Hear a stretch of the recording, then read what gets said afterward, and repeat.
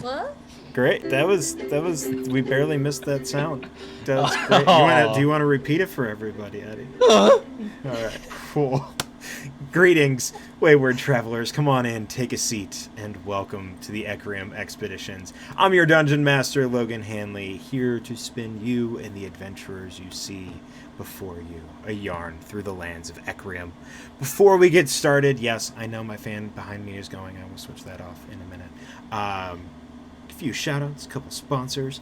Shout-outs, Brianna Flame, amazing content creator, and the person who is responsible for giving us these amazing overlays that you can see here, as well as some of the other overlays that will be coming soon to my streams. Next, Esoteric, amazing cartographer who helped bring my world, the Lands of Ecriom, to life on paper.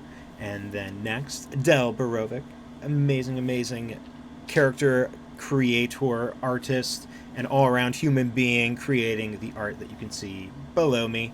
And then last but not least, Adrian von Ziegler, when our amazing Perrin Hope Singer is not strumming on his lute.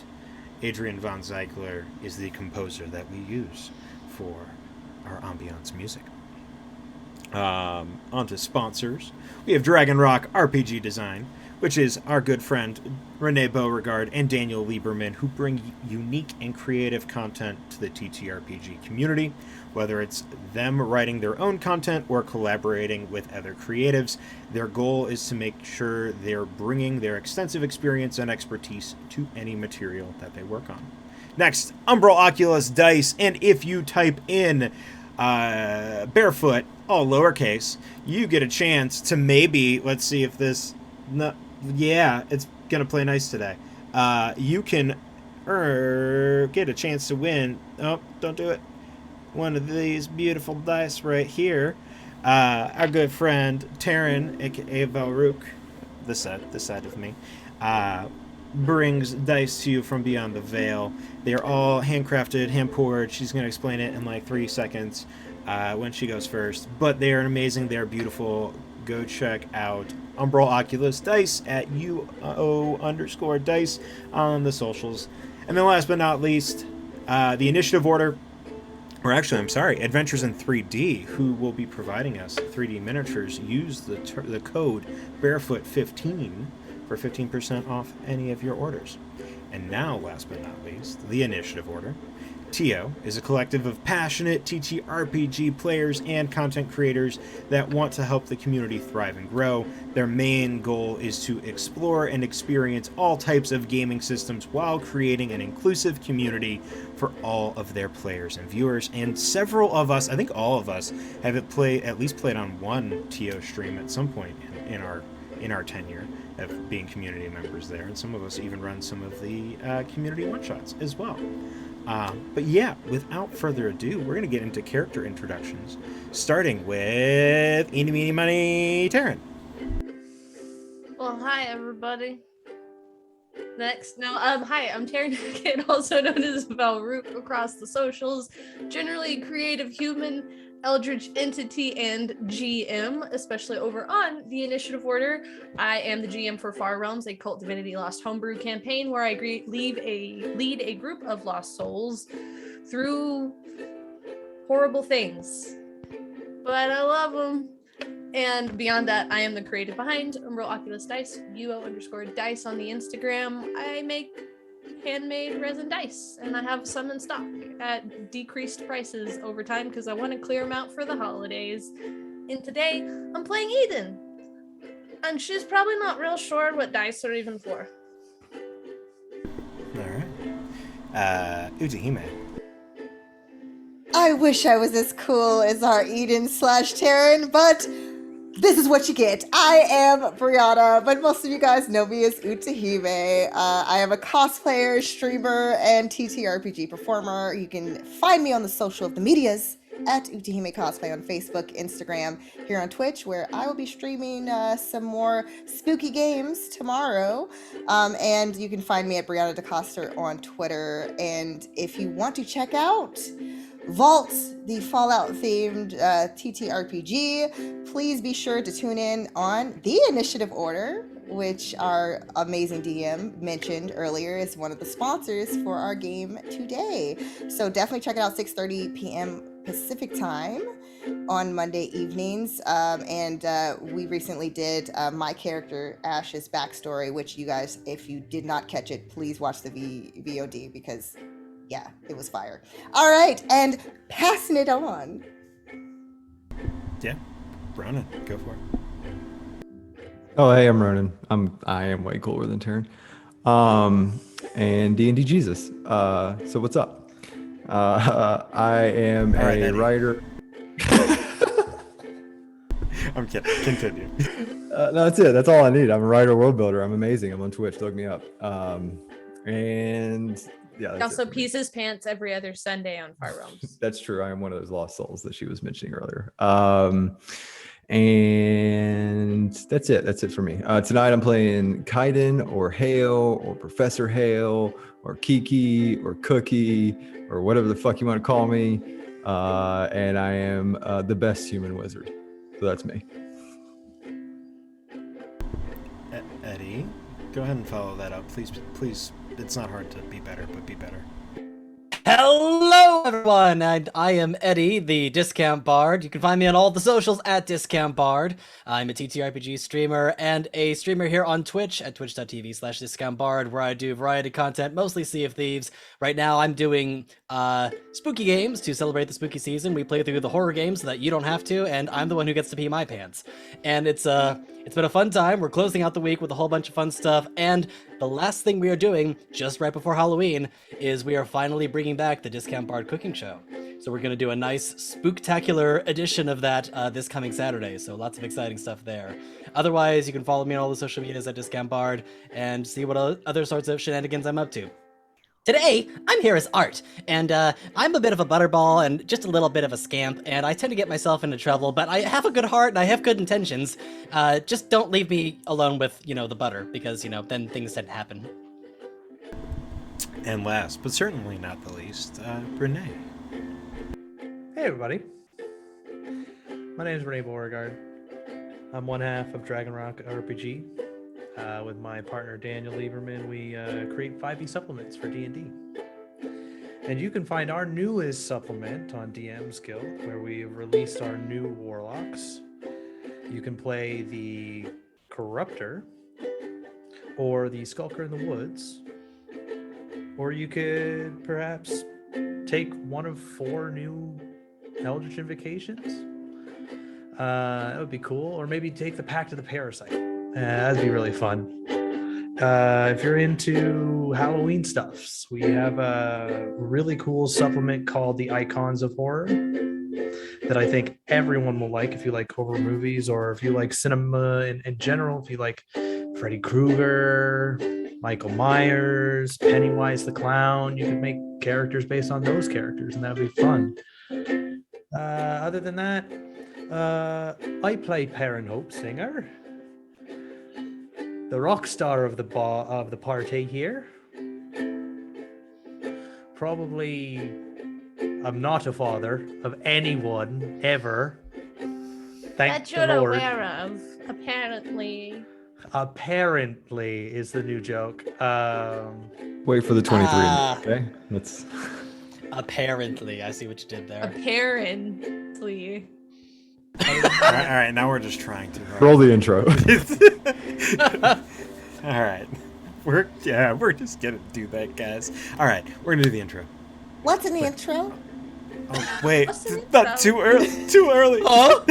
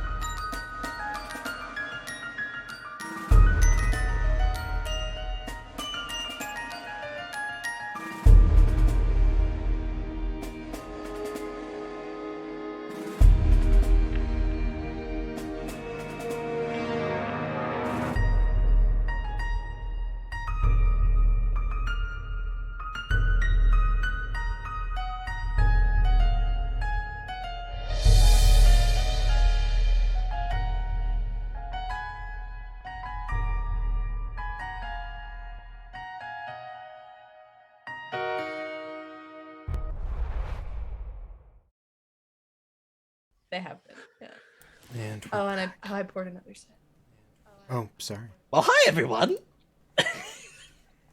All right. Hey, yeah, I was not ready for this. I need to pull up my notes. All right. What's Welcome the back. notes? Oh my god, I fucking hate you. I gotta do this every Tuesday. No, I'm kidding. All right. I love this game. I love these people. I love D&D. Let's do this. All right. We began last session with Art, Finn, Perrin, and a small halfling child that may or may not have been Perrin's child under a bed. Someone's in trouble. Someone's coming to get you. After getting the child out from under the bed, and after Kaiden and Eden made their trek upstairs, the party learns that the child, named Blossom, is from the Isles of Lilithal, the Isle of Hesh. Came here with her parents and was supposed to go to a place called Sanctuary. The party taking the time to tidy up while Kaiden escorts the child down the stairs of the warehouse loft, tries to figure out some additional information, relooks at the manifests, figuring out that the only things missing from the Scar Harrier warehouse that they were told to go investigate was the foodstuffs and the food production things. From there, they go back to prior to that, Art convinces Perrin to try butter for a cure to the red goop that's inside of him, a problem that should have had an easy solution. However, our halfling friend is apparently lactose intolerant, and it leads to flatulence of bardic proportions, as Perrin's rear end is now a cacophony of trumpets. The party returns... Bardic proportions. Yes. The party returns to Leimite, consulting with Aoife over the child and the documents that they found.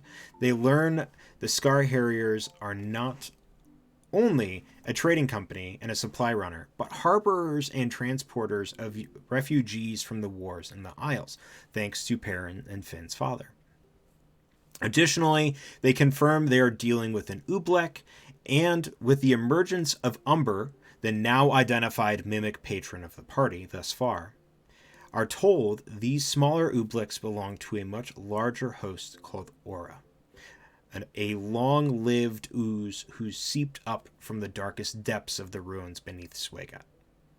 Aura controls food and beverage creation for much of Swaygut, and may have too much of the city already under his sway. The only way is to find some sort of cure, a cure that the party is unaware of at this point in time. Umber and Aoife have no idea where to even begin, but Umber suggests a place that is much on Kaiden's mind. The Tower of the Malthir Mages, an organization in which he claims to be a part of. The tower is on the outskirts of town, and the party hopes whoever lives there will parlay with them and help provide a cure with their help. Needing rest, the party says goodbye to Blossom before spending the remainder of the day and evening back at the warehouse. Conversations are had before they settle down for the night. And as we fast forward a little bit, dawn rises, the sun coming in from the upper windows of the warehouse, and our adventure continues. Eden wakes up super fast. Just so you know, the moment that anybody wakes up, Eden is like a hint of sun, and Eden is all over the place. I'm just giving you a heads up. It's gonna be bad.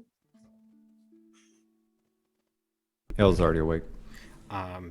You do the kind of thing where you sit up and Dulcar, who's kind of like nestled in your lap or like around you, kind of like gets flung a little bit off the bed and like plumps a little and like turns around and like, I'm so sorry. Oh my god, you're still here. And Eden gets up and is just like hugging this skunk. And then you like flower, and she makes like bunches of flowers on the ground, and then she looks over and Kaiden's awake.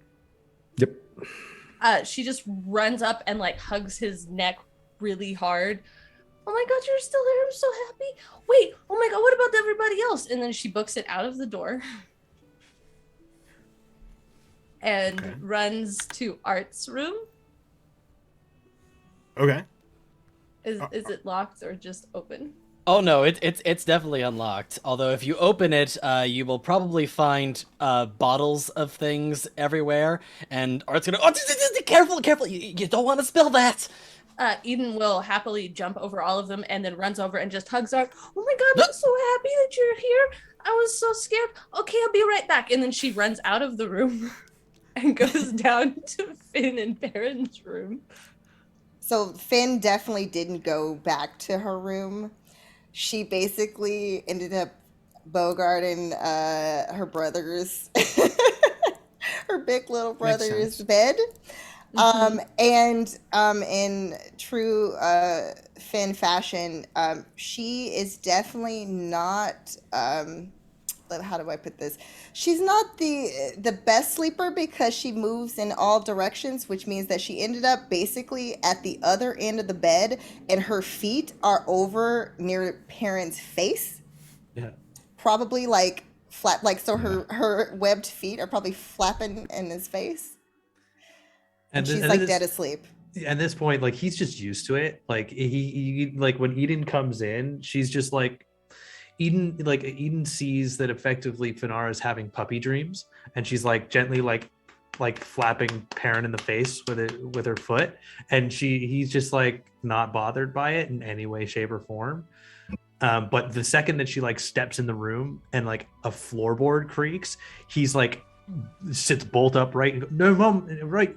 No, it's fine. As soon as he sits up, Eden just comes up, massive hug, and then like just jumps over, hugs Finn. I'm so happy you guys are here still.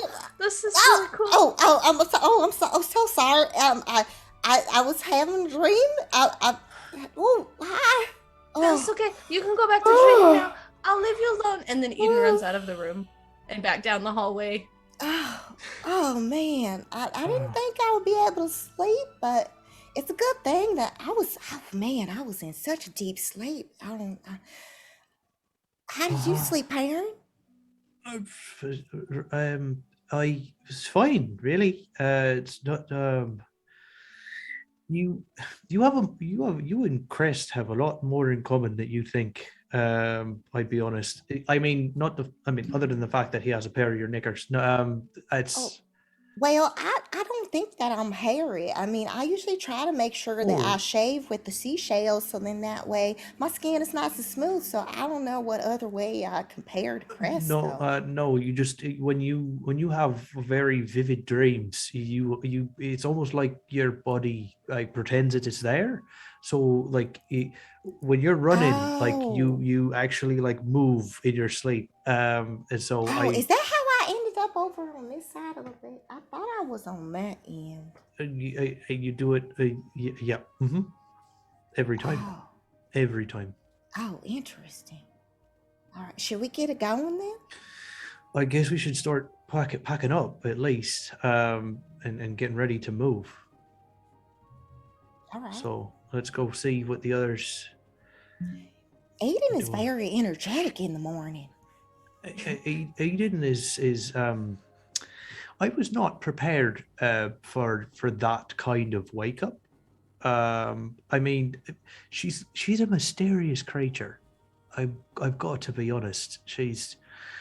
You know, she would make a really good employee at the resort because Mama always complains that everybody comes in grumbling and not in a good mood and they need some coffee or tea. She doesn't need anything. It's just already built in her system. No, you're absolutely right. She's got a pep in her step that Mom would love. I can't disagree there, especially her appreciation of the flowers.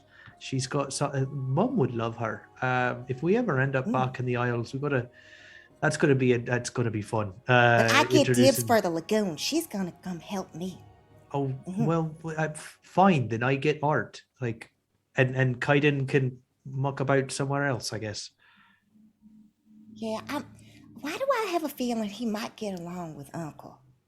I have the absolute worst suspicion that Uncle Al not only would encourage him to become more of like a secluded, no nonsense, absolutely humorous squire, but I think he might actually teach him something, which is weird to think of because he's like a professor, or I mean, he says he's a professor.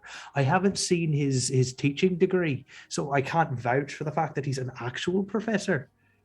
That's true. Maybe we should ask them when we go down, try to ask him to teach us something. And then we can see, how well he instructs. You're right. I think we should see how much he teaches and how well he teaches, because that's the indicator of a proper educator, is how well can you teach.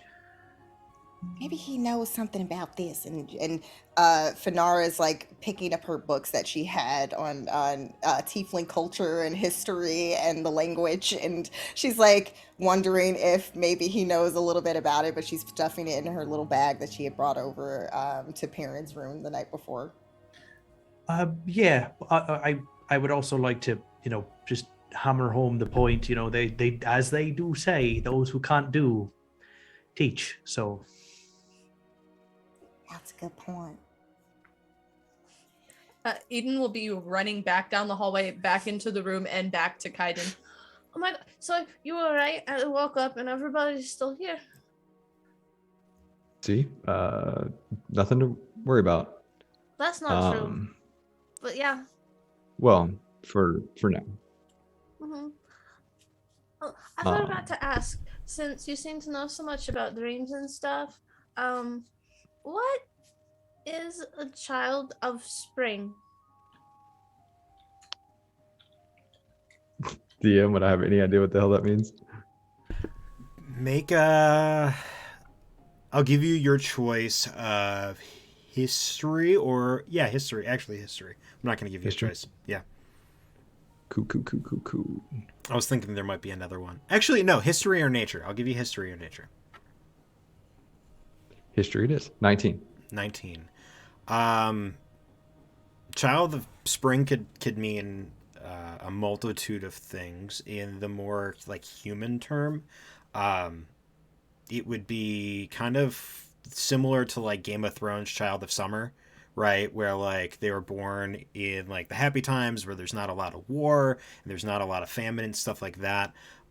You do know that there are some connotations, you're not like 100% sure, but there are some connotations in some elven civilizations where spring would mean more like attunement to like potentially the Feywild, but it's hard to really say what exactly the context is because you don't really know where it's coming from. It could be just She's playing with her sleeves, by the way. She's like sitting there flapping around. colloquy or This is a quick oh yeah, a way of saying a child particularly born of a particular time of year or under particularly good omens or certain energies associated with when a person was born. It could be something like that.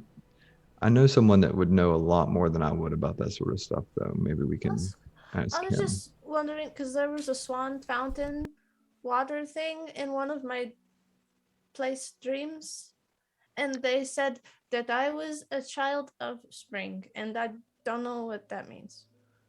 There is a person, I guess a colleague of mine, So colleague, a fellow, like a dog. like a professor. Not like a. Oh.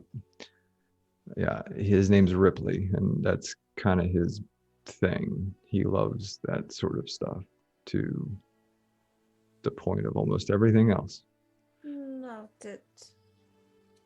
Okay.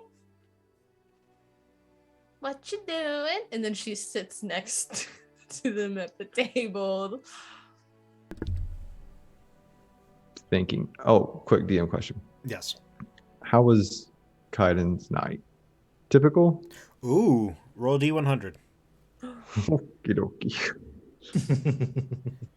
Wow, magic surge. A fireball comes from his eyes and shoots at Eden in the middle of the night. No. Not yet. 27. 27. I'd say nothing new. Okay. Yeah. Same shit. Cool. Nothing. Well, speaking of dreams, this is kind of what I do in the morning. I just kind of write in my journal kind of what I experienced during the night. Maybe you should start something like that. It's a dream journal. I can do that. I'll get the journal today and I'll start writing all my questions and then my dreams in that. And then you can help me make sense of stuff later. Yeah, and if I can't, like I said, Ripley probably could. I'm not very good with that sort of stuff. I'm more of just like a make sure I don't die sort of person. I don't really have much talent outside of that. Yeah, I don't want you to die either though, so that's good. Sure. Did Eden have any dreams last night or was it just like dead sleep? No, it was pretty solid sleep. Okay. There's nothing that really pulled to you quite yet. I think there was like a fuzzy bunny and that was about it though, so it's probably not the whole lot to interpret. Yeah, it's not deep. I'm gonna go remove my security line if you wanna. Is everyone else ready? Is everyone else up? Art had a really big mess and Finn was putting her foot in Perrin's mouth or something. Okay. Okay. Our Dulcar did come back to you as after Eden jumps on you. Dulcar comes up like right afterward and like. Gives you some Okay. space. Careful. All right, here we. Hi. Welcome, little buddy. All right, here we are. Let's get you away from these jars, cause we don't want to get that everywhere. Thank you. Okay. Make an animal handling check. Oh my god. Every time he wants to do anything. Well, that's on brand. Oh no. That was a natural one. What were you mixing? So, Sodium The- bicarbonate and vinegar. We're making volcanoes. there was a combination of jars and bottles that were out that contained. Some of them contained a clear fizzy liquid. Some of them contained a yellow viscous liquid that seems kind of like an oil. And well, let's just say that if they've spilled, the room smells awful. Oh, great. I'll say like only one of each spills, so it's not like a complete, but it's still it smells pretty bad. Thankfully, Yeah, this isn't your actual room. If anyone walks past the room, it is there is a strange essence combination smell of what if you're familiar, you might be able to identify as skunk oil and vinegar. Oh, what is that smell? Hold on, right? Oh, Hold on a it's second. rancid. Oh, and Perrin like walks over to Art's room. Do you happen to know like what the hell's going on over here? Dulcar had a little bit of an accident here. I'm sorry. I will try to clean it up. Oh, No, It no, smells no, worse than that it's- time you ate too many cheese Danishes, parent. I'm so right. No, you're Oh, not no. wrong. And Please tell me Perrin, this is not breakfast. Perrin, What did you do? Perrin Okay. casts his hand out towards the room and casts prestidigitation. I will both clean the floor and then put in the smour of fresh dandelions. Oh my god, Perrin, did you make that smell too? No more Uh, butter. No, you're right. No more butter. You're absolutely right. Just making sure you didn't spill any of the other containers when you did. No, this. he stood outside the room Okay, and cast okay. prestidigitation. Oh well, that was easy. That cleaned up much faster than it normally does. I would be. I don't want to know. So are we ready to head out Where are we going? to the tower? Oh yeah. Yeah, there was one thing I was wanting to do real quick. So, this is Ronan talking now. We found a crown or something that Finn took, correct? Oh, There was an item. it was a mask. Mask. That's right. I knew it went on the face. There is an item, I just for safety's sake, that I would like to kind of get a handle on to make sure that we know what we're traveling with. I know certain items can maybe come with unforeseen additions that I don't think we would necessarily want to have if we're all going to be fine, I'll traveling share together. the coins. And Eden pulls 3 massive bags of coins out. Have you been holding out on us? I said she could take them. Yeah, he told me I could have them. They made noise and I needed her to go away. All right. This so one, I counted them out, and there's over 1,000 copper in this one, and then there's 139 silver pieces, and then this one's gold, and there's not as much of it, but it's like 28 gold. well, copper is not real money, so But Well, if there's you a don't mind, I lot can of use it, it to it's get us some really heavy. breakfast. breakfast is nice. I like that. But what we could, you know what? And he looks at Eden. Like looks up at Eden. I think if no one else disagrees, why don't you just whatever we collect? Why don't you hold on to it? I could do that. I can count really good. I can tell. Yes, you've displayed that. Yes. So yeah, no. Why don't you hold on to our coin whenever we get any? Okay. Oh, Not see a this problem Adam with this isn't at all. the gems, Never, not or once. what is this Adam you're speaking of? I'm sorry, the mask that you found in this warehouse. Oh, the one that Perrin gave to me? Yeah. Yeah, I will give it right back. I just kind of want to examine it for a moment. Maybe you could teach us how to do this, Professor. Yes. Oh, we were talking about this. Yes. Teach us everything you know about this. Each. Right. And then she like goes really close to his face, like just like way too close in excitement. Yes, I'm not the best communicator, which I know seems counterintuitive to being a professor, but there is an explanation for that. Isn't that what most teachers do? They talk and talk and talk and then expect you to retain said information that they're talking about, even if you And do kind of sometimes- ignore it. Yeah, That's the exactly. And then process. sometimes they chase, like turn into a wolf and chase you. That's not the process. Mm. That's what. Okay. No. What can you tell us? Okay. So what I'm going to do is just cast a fairly simple spell on this, just to kind of, I do need a few minutes just to cast it. So talk amongst yourselves. I don't know. Oh, we can go get the breakfast that Art was Can talking I Right, sit yes, there and Art. talk to- oh. Sure. Oh, yes. yes. do that. Although I'm kind of fascinated as to what's happening here, though. All right. We'll wait and But watch. but food or learning or food or learning or oh, this is a It conundrum. seems like he's a Quiet little when he does. nervous about us looking at him while he's trying to do his. It's not so much Are you that, it's gonna just, I follow think you'll us? be bored. Oh, I've read about this. I've read about this. I think it's called performance anxiety. Nope. Gonna Do you do it have regardless. performance anxiety? Just think, okay, whatever. And I start casting Identify. I really think that he's just got some he's got to take some time and really look at it severely. So why don't we just leave him to investigate it, and then when we come back we'll have food and then he'll tell us what's going on with it. And Oh yes, I find that food often definitely helps me to concentrate. We'll bring you some. I'm good. Oh no, it's fine. We insist. And Art's gonna make his way downstairs to the kitchen or bar or whatever it is.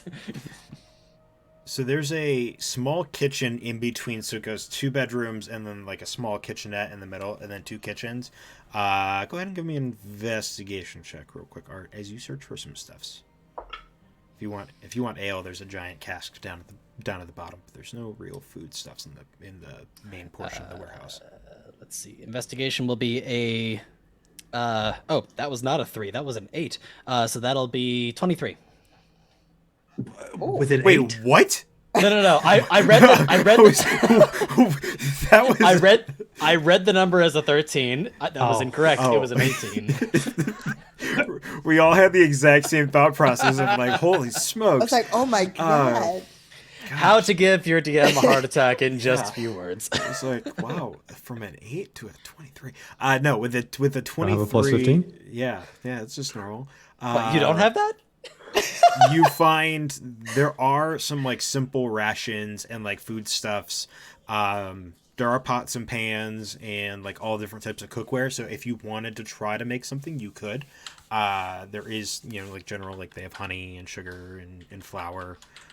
Most baking things as well. All right, let's see if I do a little bit of this and a little bit of this. Oh, is there any? And amongst this, is there any butter? You said. Yeah, sure. You can find butter. With a 23, I'll give you butter. Sure, why not? If some of that butter is getting pocketed. You find. I'll say 2 sticks because like this isn't a permanent home. So yeah. Mm-hmm. Is that 2 sticks that I find to keep, or is that 2 sticks total? 2 sticks total. Okay, so one of them's going in the pocket, and Art's gonna pull out his trusty cast iron and see if there's somewhere where he can start a fire and start cooking something. Do you need assistance? Oh, no. I'm more than happy to cook for everyone. We kind of grew up around kitchens, so I wouldn't have a problem helping you out with anything you need. Yeah, we're quite handy. Oh, well, okay. Well, here, I'll find some stuff, and then if you want to make something, then sure. Thank you. Well, we can make the things together. That's what we used to do growing up, with the family, especially our mama. We would just, help out in the kitchen and mixing things, and then she'd be cooking up the things, and then we all eat together. Oh, okay. Well then, yeah, I'm happy to help. What are you making though? Because if it's like that vomit from yesterday, I don't want it.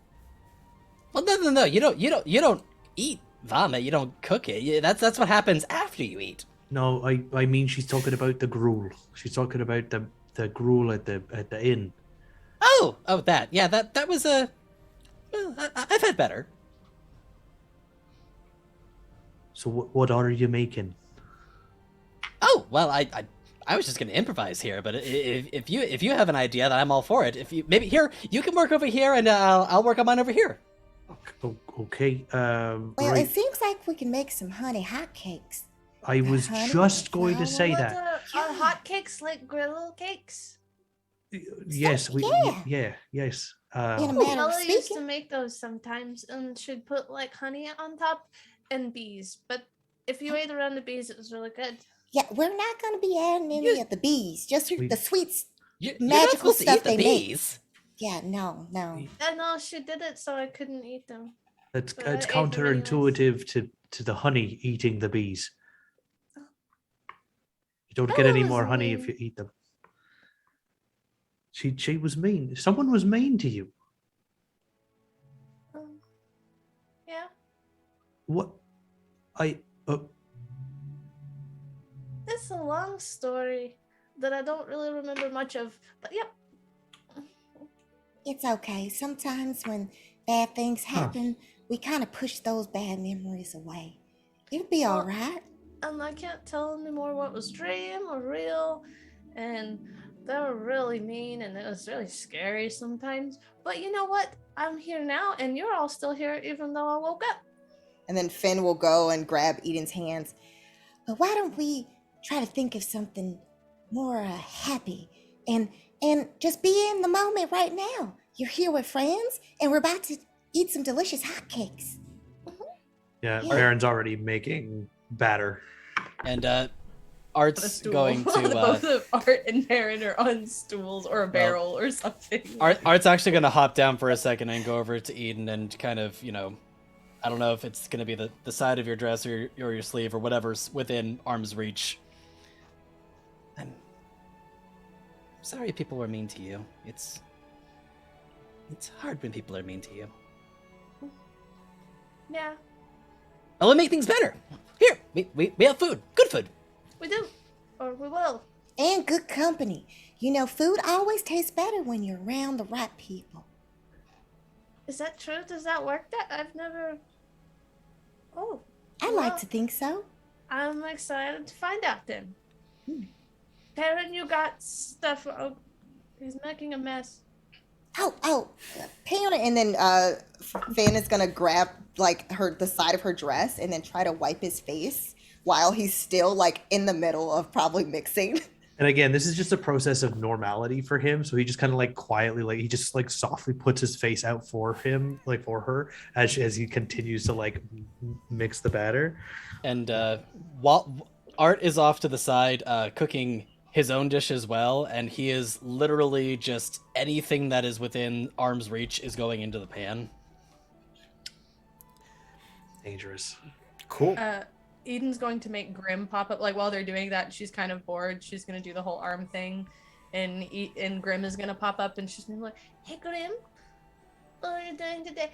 Will you do me a favor? Will you go see what Cardinal's doing?" And then Eden will kind of like sit back on the ground, and her eyes will like gloss over black. As she is seeing through Grim's eyes and going to see what Kaiden is doing. Cool. And whatever it is that Art is cooking has now spontaneously combusted. Cool. So there's a Like, little. It is bubbling. It is on fire. No. Okay. I got this. And Art is going to open up his alchemist flask and is going to dump into the pan some vinegar. That was not what I meant to pour out of this thing. And it's gonna start bubbling and turning green and. All right. I don't think that's gonna be edible, and Art is going to, sort of slumpingly, take the pan off and like try to walk away with it, and is going to spill a little bit of it on the floor, and it will sizzle. Yeah, and if Art looks over at Eden at all, like if anybody looks at Eden, she's sitting there with her eyes glazed over black, like motionlessly, like just sitting there kind of smiling. And she's going to spy on. So I don't think this is gonna be any good for breakfast, but I can use this. And Art is going to put the pan down and run upstairs to the room to try to find some containers. Karen will immediately turn to Finn and just go, "We cannot let him cook anything." I used to think that I was the worst cook, but now I actually think that I have a little bit more skill than our friend Art. I only burned down almost burned down the kitchen at one time. So. It was one time. It was an accident, and we forgave you, and that's we've moved on. And Perrin will like pull a pan over onto the stove, and start like preparing the batter to be turned into hot cakes. Yeah, and you could very easily do that. And over the next several minutes, as we are going to transition to Kaiden now, who is doing a 10-minute spell. Did we not fill 10 minutes of shenanigans? No, that was 10 minutes of shenanigans. Kaiden, go ahead and explain. He's the process. alone. Yeah, he's alone. And once he kind of is confident he's alone, he will take out the really kind of thick book that's on his hip that he doesn't normally use, and he'll flip through the couple pages, find what he's looking for, and start casting. And as he's casting, do I get the feeling I'm like alone, like I'm the only one in this room? As you're starting to cast, yes. Yeah. Okay. Does he hear the quickened footsteps of Art running past to go to his room? Here in a minute, probably. So he'll kind of look through, and this is madness. I don't understand any of this. And another sort of voice will come through. Well, you just have to read it. It's all right there. I mean, it's just common. I don't understand what's so difficult about it. Do you want me to? No, I will do it. Just let me find it. And they'll sort of go back and forth for like that for a minute, and they'll eventually find the spell and start casting Identify on the mask. Cool.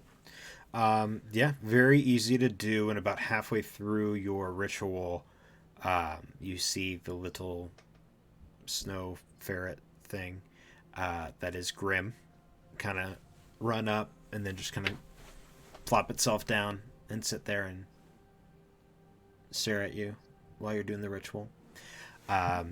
Eden, you see Kaiden just kind of inscribing and writing these arcane runes and sigils around the mask, which is on the ground. And then after a couple of moments, there's a quick flash of like arcane light. The mask kind of glows briefly for a second, kind of like a magical fax machine where it like does a little line across. And then the sigils and all of that disappear. Kaiden, there is nothing innately magical about this mask. Okay. It's just a simple mask. It's worth See? a bit of money. Told you I could do it. I mean, it doesn't matter. It's not magical at all anyway. Yes, I suppose even a blind squirrel. Shall we go find the others? Grim will continue climbing. Like every time you knock Grim down, Grim is like poking around, just so you know. Dope. That's the return trip. Art?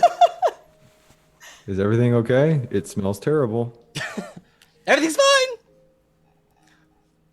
Doesn't seem fine. What happened? Why are you running? Oh, that was like I was gone enough. I was like ah. I will follow. I will follow. All right, Why are we running? As you get back to the kitchen, Eden is sitting there, and in like on the floor where she's been sitting, like just smiling, like sitting, cross-legged, like with like her finger, she's like, you can tell that she's tracing the runes and like shapes that you had been tracing prior to. As Grim will like come back into her lap and her eyes return to normal. So you could see through that thing. Mm-hmm. Can you hear through that thing? Mm-hmm. It's probably okay. Fine. What's the problem here? Art made a stinky thing that eats the floor, and Perrin is getting batter all over his face. Finn is cleaning it up, but we're having hotcakes. Art, do you like cooking? Is that something you enjoy? Well, yes. And while I'm saying this, I am taking various containers and stoppers and taking the very caustic liquid of whatever it is and putting it into the container and stopping it. It's something I've always really wanted to learn how to do, but I've never been particularly good at it.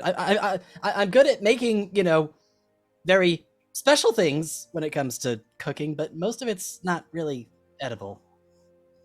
Here, I have something for you. The choices were pretty limited when I first got into town, but they did have a couple things, and this might help you. And he hands you a book. The cover says 101 Ways to Cook Goblin. But the title's misleading. It's 101 Ways to Cook, comma, for a goblin. It's like recipes that you may enjoy. It's not ways to cook yourself. Art is going to drop the whatever he was using to try to put the stuff into the container, and is going to walk right up to you and give you a tiny hug.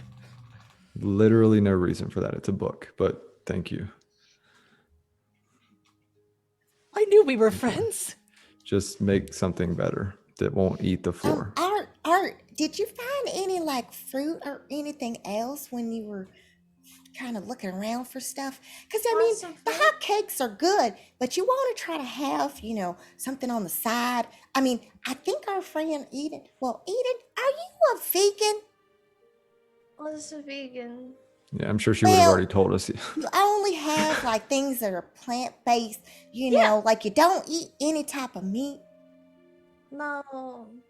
Oh, see, that's exactly why I knew that. Usually I like mine with some bacon, but I've never had the option. yeah, you don't want to eat. If you're a They kept vegan, you that don't for want to eat themselves. that. Also, the meat they had came off of people, and I don't want to eat that. So, Came off of was- what? Oh my goodness.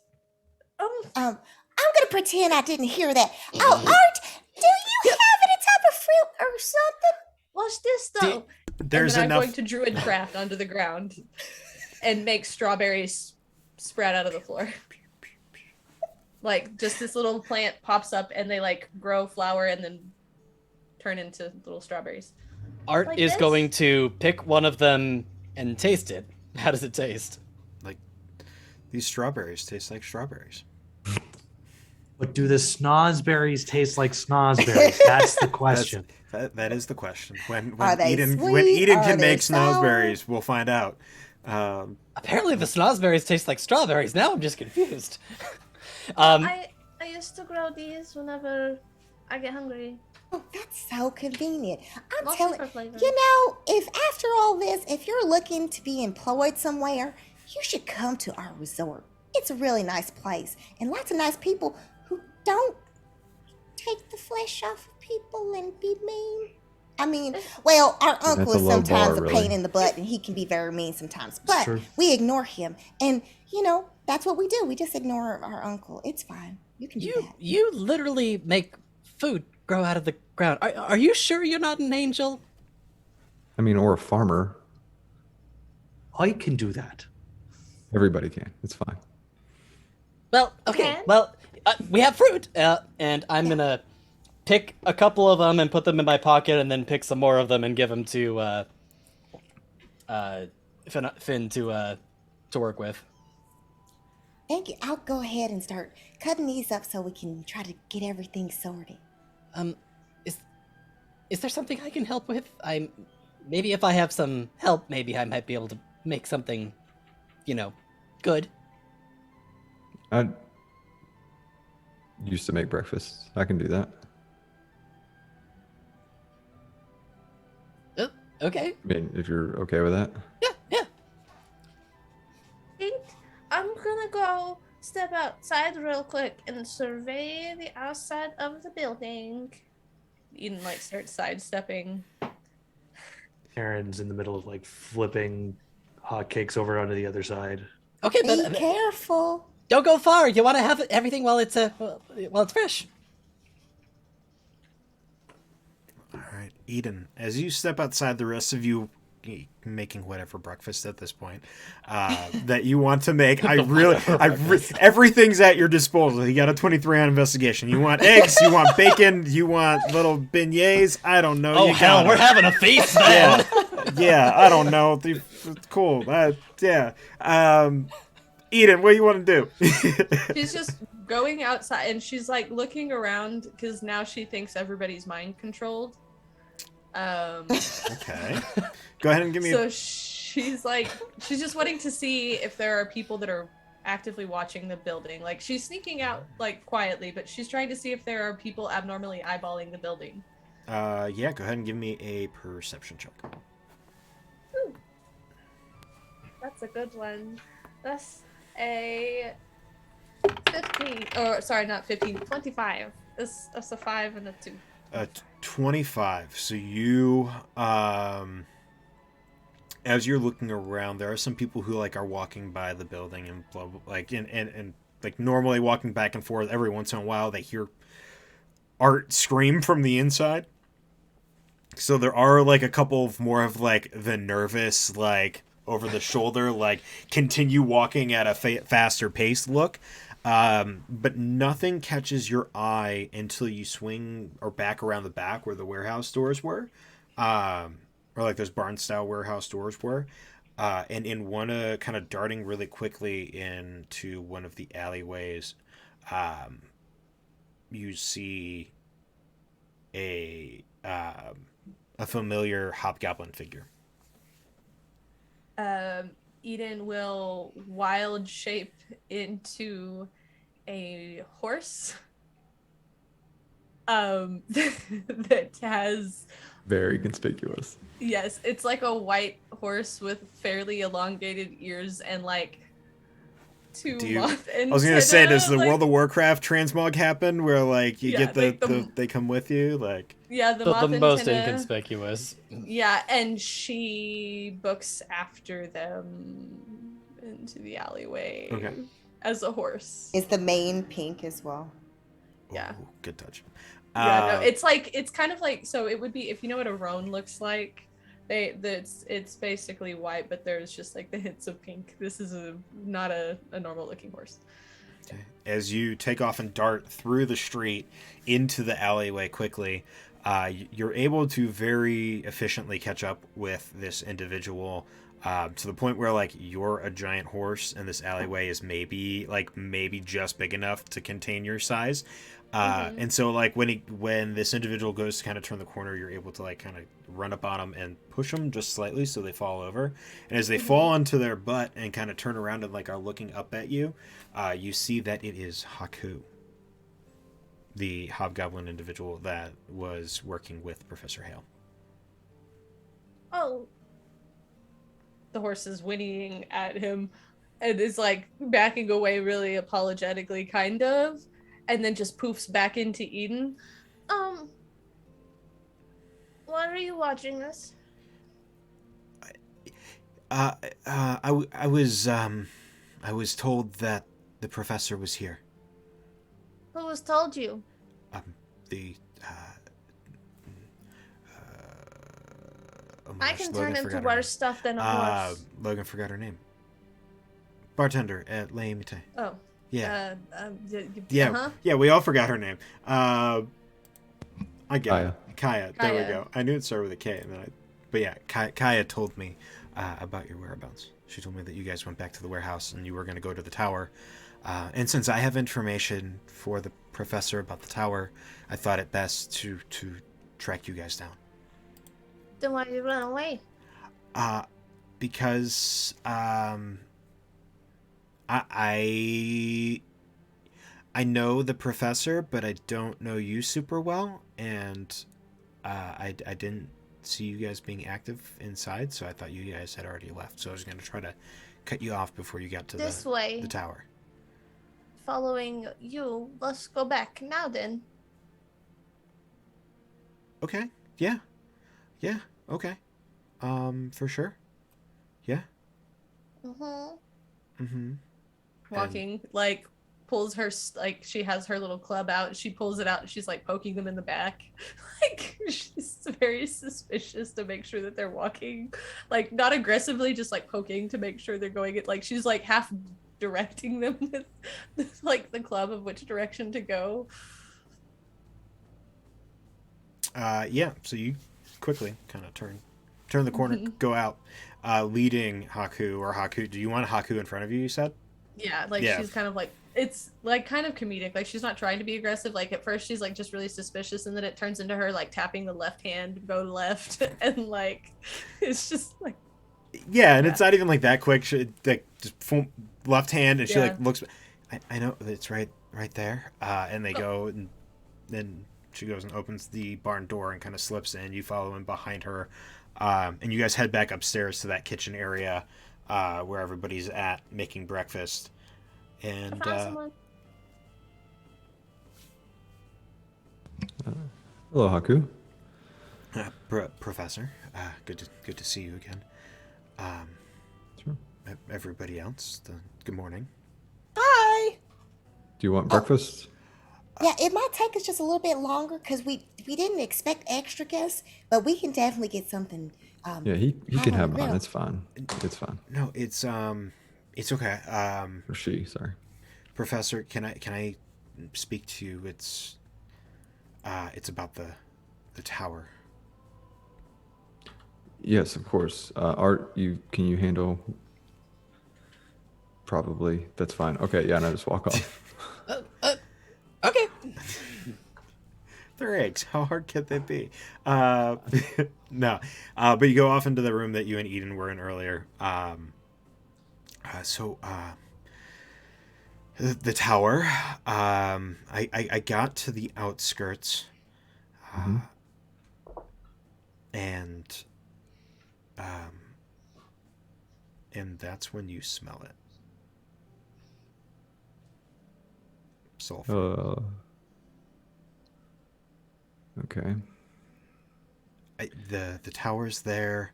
I didn't get to see the wizard, but you should have no problem as long as you go and you knock um, on the first doors. The smell was emanating from the tower? Oh no, you smelled sulfur from Haku. Oh shit. Yeah. Okay. I thought you were describing the tower. But okay. Sorry, I should have done a longer pause. No, you're good. You're good. I got you.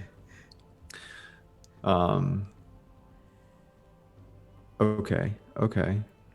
And so did you knock, or you just went to the tower and came back? I went through the ruins. I managed to very carefully and quietly get past some of the guards. I think they are. I don't know what they are. They're almost like big frogs. And then I got to the tower, and then I remember coming back here. The frogs are in the ruins? Yeah, there were frogs. Yeah, so there's like a small town around, like maybe a handful of buildings around the ruins of this tower. Sure. And the frogs are kind of, these giant bipedal frog things are walking around and kind of patrolling it like they're guards almost. I don't Okay. I can make any sense of it. I just knew to kind of be careful because I was going there by myself. And to your recollection, you had no encounter with anything on your way to or from the tower? No, I was quiet in and quiet out, and Okay. Do I know, is Haku a Haku fighter of any kind? Haku you'd is built. She's lithe, but she's muscular. She typically carries either probably like a scimitar or two on her. Um, you know she does she can handle herself in a fight. Okay. I don't want to alarm you, Haku, because I'm very much aware that you probably are not aware, but there is evidence to suggest that you have been infected with a particular nasty thing that we're trying to eradicate. We believe what we plan on doing is eradicating the thing that will make you fine no matter where you are. But I think you maybe contracted something out there that you may be unaware of.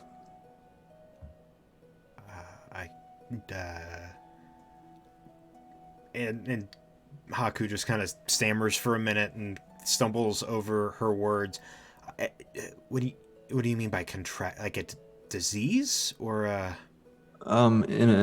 In a manner, I'm assuming you have not eaten spoiled eggs at any point this morning, correct? No, I haven't. No. Okay, because there is a distinct smell emanating from you that is in line with this sort of infection.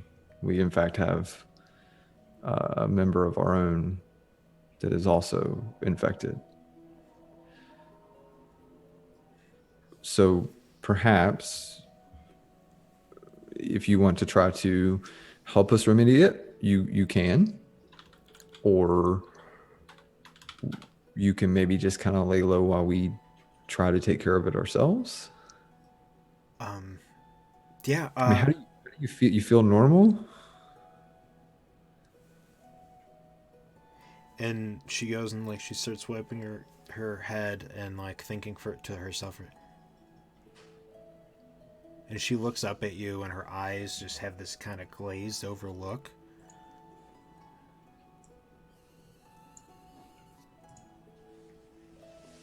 We need to speak with you.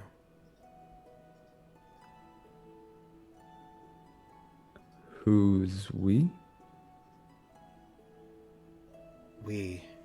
And the hand kind of starts extending towards you for a second, and then like pulls back, and then begins to extend a little bit more. She sent us to find you? And then like Haku snaps back, the eyes come back. I was in there. The tower isn't a tower. It's a catacomb. The bottom of a tower, underneath the tower? But it's extensive. The wizard there gave me whatever this is inside of me. I can't... She like tenses up for a second. You start to see the jaw kind of snap. And then she comes back. The wizard gave this to me. You need to go there. And you need to fix this. And then her body starts convulsing and contorting as the jaw kind of sloughs off and like dislocates and kind of just hangs there. The arms become almost like jello in front of you. And I need the 5 of you to roll initiative, please. I will just, we can't, I'm not going to interrupt that, but as soon as that started happening, I would have yelled for Finn. Yeah, definitely. 100%. Yeah. You know what really sucks about this? I rolled a nat 20 on making breakfast. All right. Yeah, let's roll some initiative. Let's do it. Perrin, did you want to say something? You looked like you wanted to say something. I'm sorry. I'll give. Oh, you're muted. You're muted. Was just about to say something, and I was literally just about to bring out hotcakes for Haku. I'll say you're rounding. I'll give you. You're rounding the corner with the hotcakes as the arms and the dislocation. Yeah. Wait, does Hale yell that in time for Finn to hear it? I'll say you all hear it and you guys can all recognize it. Okay, because I definitely, if he yelled and it sounded more like a distress, as Perrin is going out with the hotcakes, she's gonna grab his free hand, and you'll see that glow emanate around their hands, and she's doing emboldening bond on her brother. Actually, roll. Yeah, I'll give it to you. I'll say I'll brother I'll and give that to you. herself. I'll say that's one last. Because he did say that he yelled out before. Yeah. All right. All right. Initiatives. Okay. Hey, that's not a good number. Thank you, Umbral Oculus die. And remember, you too Oh can my get God. You too can get an Umbral Oculus die that rolls really bad for you. If I got you a put nat the word 20 on mine. or really good, apparently. They just hate me. If you 22. if you put barefoot in all lowercase in chat, what's this thing's dexterity modifier? Oh, that's not a bad. Okay. Art, what'd you get? So I rolled a nat 20 on breakfast. I got a 4 on initiative. All right, cool. Kaiden. 13. Perrin. I just rolled my brand new Umbral Oculus die and rolled a 20. Well, Same. dex modifier? No, not a natural 20, just a straight 20. Oh, straight 20. Was yours a natural 20, Finn? Mine was nat 20. Okay, so you're going to go first then. Eden, what'd you get? That's an 18. An 18.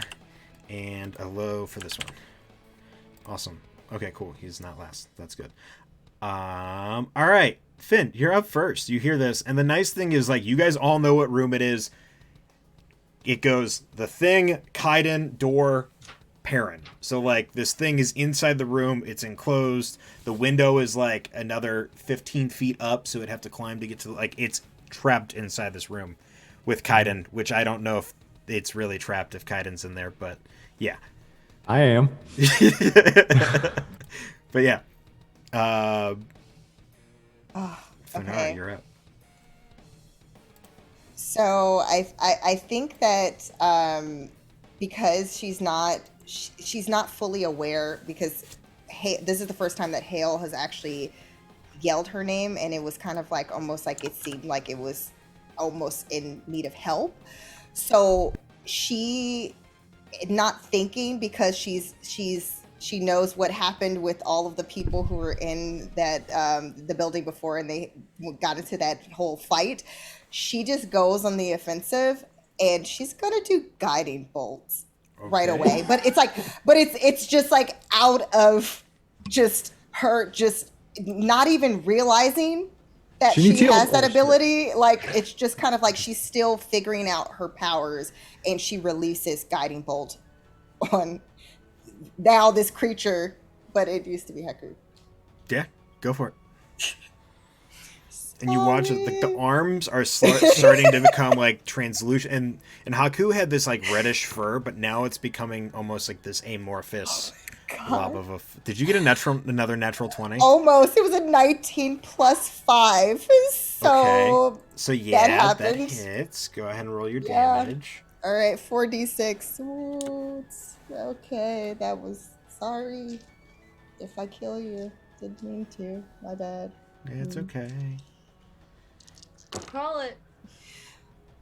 Okay. 13 points of damage. 13 points of damage. You slam into it with the guiding bolt. So it's just basically like she grabs her brother, and then she just is like kind of like like almost like trying, in her mind she's thinking she's trying to shield them, but instead she just blasts this really bright, beaming, radiant energy in the direction of. Okay. Yeah. It shoots out, it slams into the body kind of distorts and like opens up to absorb, not necessarily absorb, but take the blow, and then it begins glowing with this. What color light do you like using for your guiding bolt? For the guiding bolt, it's definitely going to be a really pretty, like, kind of teal-y blue color. And it starts pulsing this like Very teal shimmery. blue. Perrin, you're I'm up. holding hotcakes. Yeah, I'm not you ready are. for this. So Perrin in Chunk a the panic, hotcakes. Perrin in a panic turns to Arden Eden. Fuck the breakfast. Get out of here. And he turns back towards Haku, who is mutating in front of him. And he goes, there once was a man from Nantucket, and I would like you to make me a wisdom saving throw, please. I really wish you could have gone after me because of what I'm going to do. Wisdom saving throw is going to be a 14. It makes it. So I use that spell. So he's like at that point, he's just going to start heading down the stairs in the opposite direction. As you start running down the stairs, I need you to make me a charisma saving throw, please. Oh, well, hell. Mm-hmm. That's what happens when you have one living in you. Get for Yes. swallowing goop. Hey, that's a 24 total. Yeah, you're Ooh. fine. You make it like halfway down the stairs. You're good. Awesome. Eden. So Eden hears Hale scream and then immediately becomes very, very angry. Her nails kind of grow a little bit and get pointy.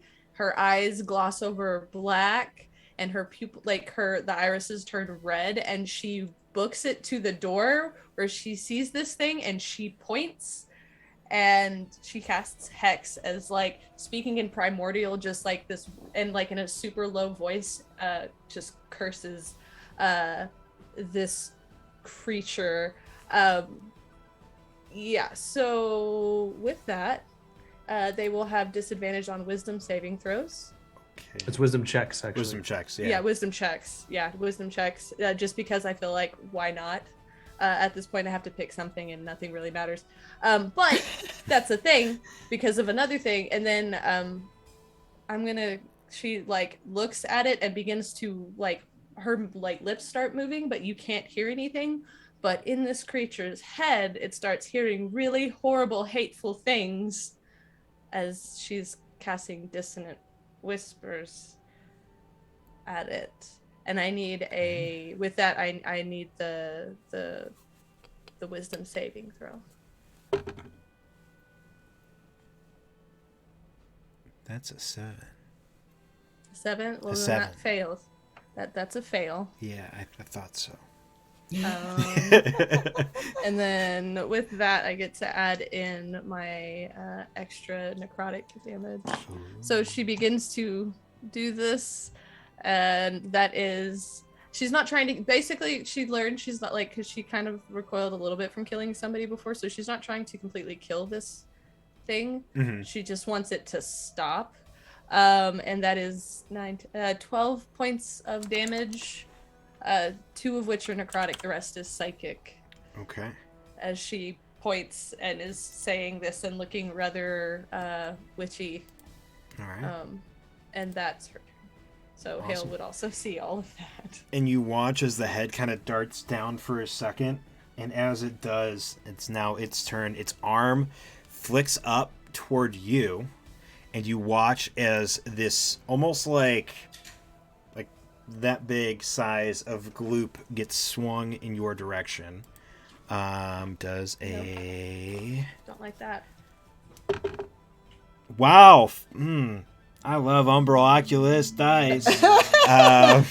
They're doing well for everybody Cool. else. Cool. Everybody So else. you watch as this flings, and you kind of like just dodge out of the way. It goes flying across the warehouse, and you watch it like plop onto that like balcony area over on top of the. It's doing like the slime thing. Like, Yeah, it kind of just like boom, and flattens, and then it just kind of like seeps down a little. It doesn't move or anything. But then, being within melee distance of Kaiden, it's going to take its other hand and make a pseudopod attack at Kaiden. Okay, that's better. That's a 12. Yeah, I'm wearing toilet paper. It hit. All right, Kaiden, you're gonna take. Oh wait, hold on. Hold on. That's Yeah, it. Hold on. Ronan. Hold on. Ronan remembering he has things. Okay, yeah, no, I thought. Okay, so I thought arcane deflection was a +2 across the board. It's not. So I will throw up my hand and cast arcane deflection, which is a +4 to my AC. So now it's a 14. 14. It's a plus 2 to your AC, +4 to your saving throws. Sorry. Damn it, Renee. He's right. Never mind. It doesn't matter. I So won't cast it. that's all right. So you're gonna take. Oh wow, I'm sorry, Ronan. No, I'm not. What do I care? I hadn't hit anybody else. You're gonna take Is it Ronan? Always. Sorry. 7 points of bludgeoning damage, Jesus, and then that's as so the good. tendril makes contact with your body, you get a sharp pain in your head, and you'll get 2 points of psychic damage. Sure will. Sure Which will. hurts. And now it's your turn to cry or something, whatever you'd like to do. It's your turn. And it just kind of Yeah, like you watch as the back portion where the kind of like sets itself up to attack, get ready to attack again, but you're watching the back foot start to seep through the crack in the floorboards ever so slightly, and like parts of the leg are starting to make its way into the floorboard. Am I in melee with it? You are. Okay. Defend yourself. Well, I will turn to them and be like, I meant heal. She needs help.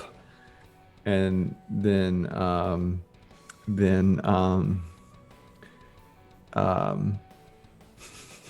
nothing I could do. Do I have a potion? No.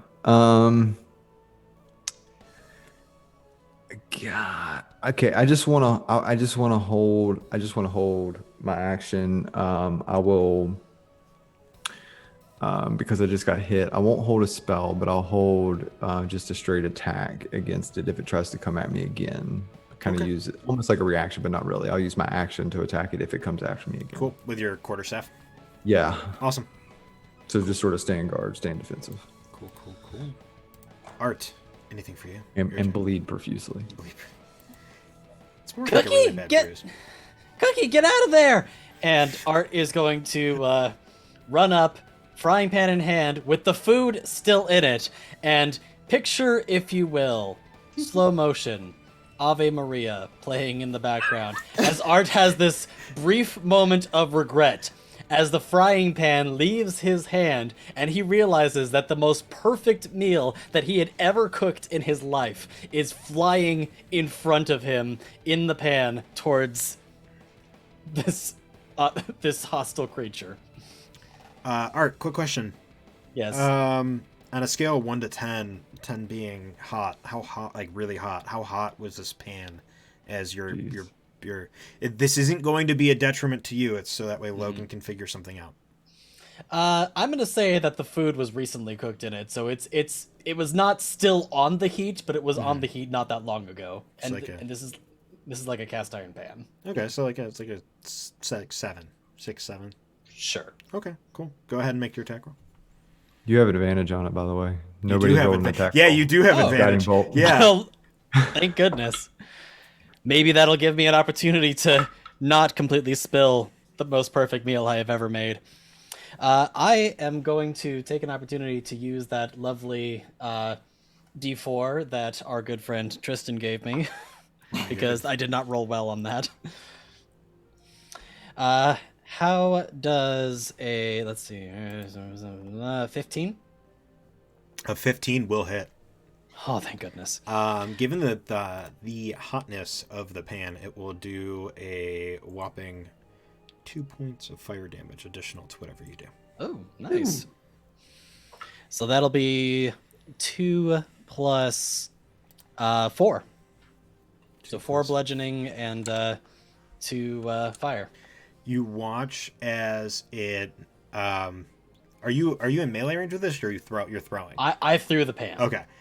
So you watch as this hits and it slams in, and as you watch for a second as it goes to do that same thing where it absorbs the blow like it did the guiding bolt, instead the pan goes, you hear it as it sizzles its way through, followed by like everybody getting this quick head shriek, like 2 second, like yeah, and then yes.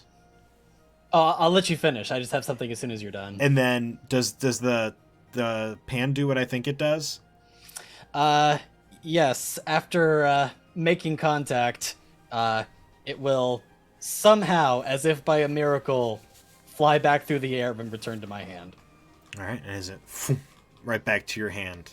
Mm-hmm. Anything now, else? here's the important question. Did I save the food? I mean, it's got some red goop on it. Okay, it's like it went through. It's like it went through a laminator on the inside of. Excellent. So it's preserved, just not well. Yeah, and yes, I do have one more thing I'm gonna do.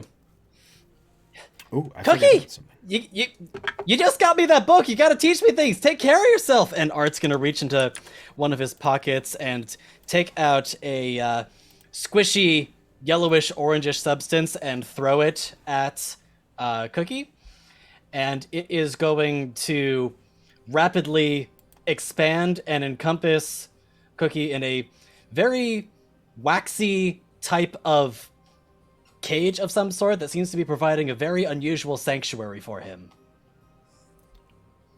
Okay, there you go. Self-replicating beeswax. Nice. What I use to patch the roof. All right, I like it.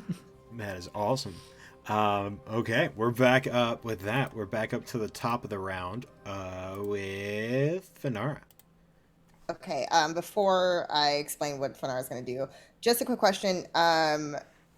As far as the Oblex, are we aware as far as the type of creature? Like, is it considered Fae, Fiend, any of those? You'd know it's considered an ooze. Ooze, which doesn't, okay, it's not categorized. Okay. Correct. So basically, after hearing Hale say, I expected you to heal, and then Fan is just like still like looking at her hand, and she's like also too trying to look for her brother. She's like, I'm sorry, I panicked, okay? I'll do it now. And then she's going to run forward and reach out for whatever area that looks like a limb, and this is probably bad. And she's going to try to cure wounds on said person, but maybe not a person anymore. Because that's what Hale said. On Haku. Yes, on Haku. Okay. Yeah, go ahead and roll that for me. That's what happens. We're the best. No. You say it to heal. I did. All right. Oh man. Okay, so I couldn't think my job got any better. Yeah, that was 8 points of healing. Yeah, you watch as your radiant, life-giving energy of Avandra courses through Haku. You see a brief flash as the eyes begin to kind of glint back over to Haku before it goes black again, and you heal it for 8 points of damage. Do I see the shift in eyes? It's enough. I would have seen it. Yeah, you two would have seen it being right there in the immediate, like right there in front of it. It's a very like snap thing. So how far away to was like, did I run to? Was it like 10 feet? In order to get to Haku, you would have had to run probably about 10 to 15 feet. Yeah. Okay. I would imagine you were standing outside the door and then. Yeah, it was wherever Perrin was with the hot cakes. So basically, after running and doing that, which in that moment, the gem that's attached to her necklace had glowed brightly as she's giving this healing power, thinking that maybe that'll work, and seeing, she's like, nope, didn't work. And then she's gonna run back, and it doesn't matter if it's a disadvantage, she's gonna run backwards. Back to where she was to try to find her brother. Yeah, so let's kill it. Oh, where are you going? Yeah, so Haku's gonna take an attack of opportunity on you. However, Haku gets disadvantage. Great, just great. Oh wow! Come on, that was a natural 22. I love Umbral dice. It was a natural 20. Thank you, great Avandra. Thank you. With disadvantage, that's like a 7, so that's not gonna hit. Yeah, you just see it looks like an ocean breeze. You just see that blue, the shade of blue running towards that door, trying to find Perrin. You get out the door. You can kind of see over the railing. Perrin, you're running halfway down the stairs. It's your turn. What would you like to do? Yeah. I can see. Yeah. Okay. I can.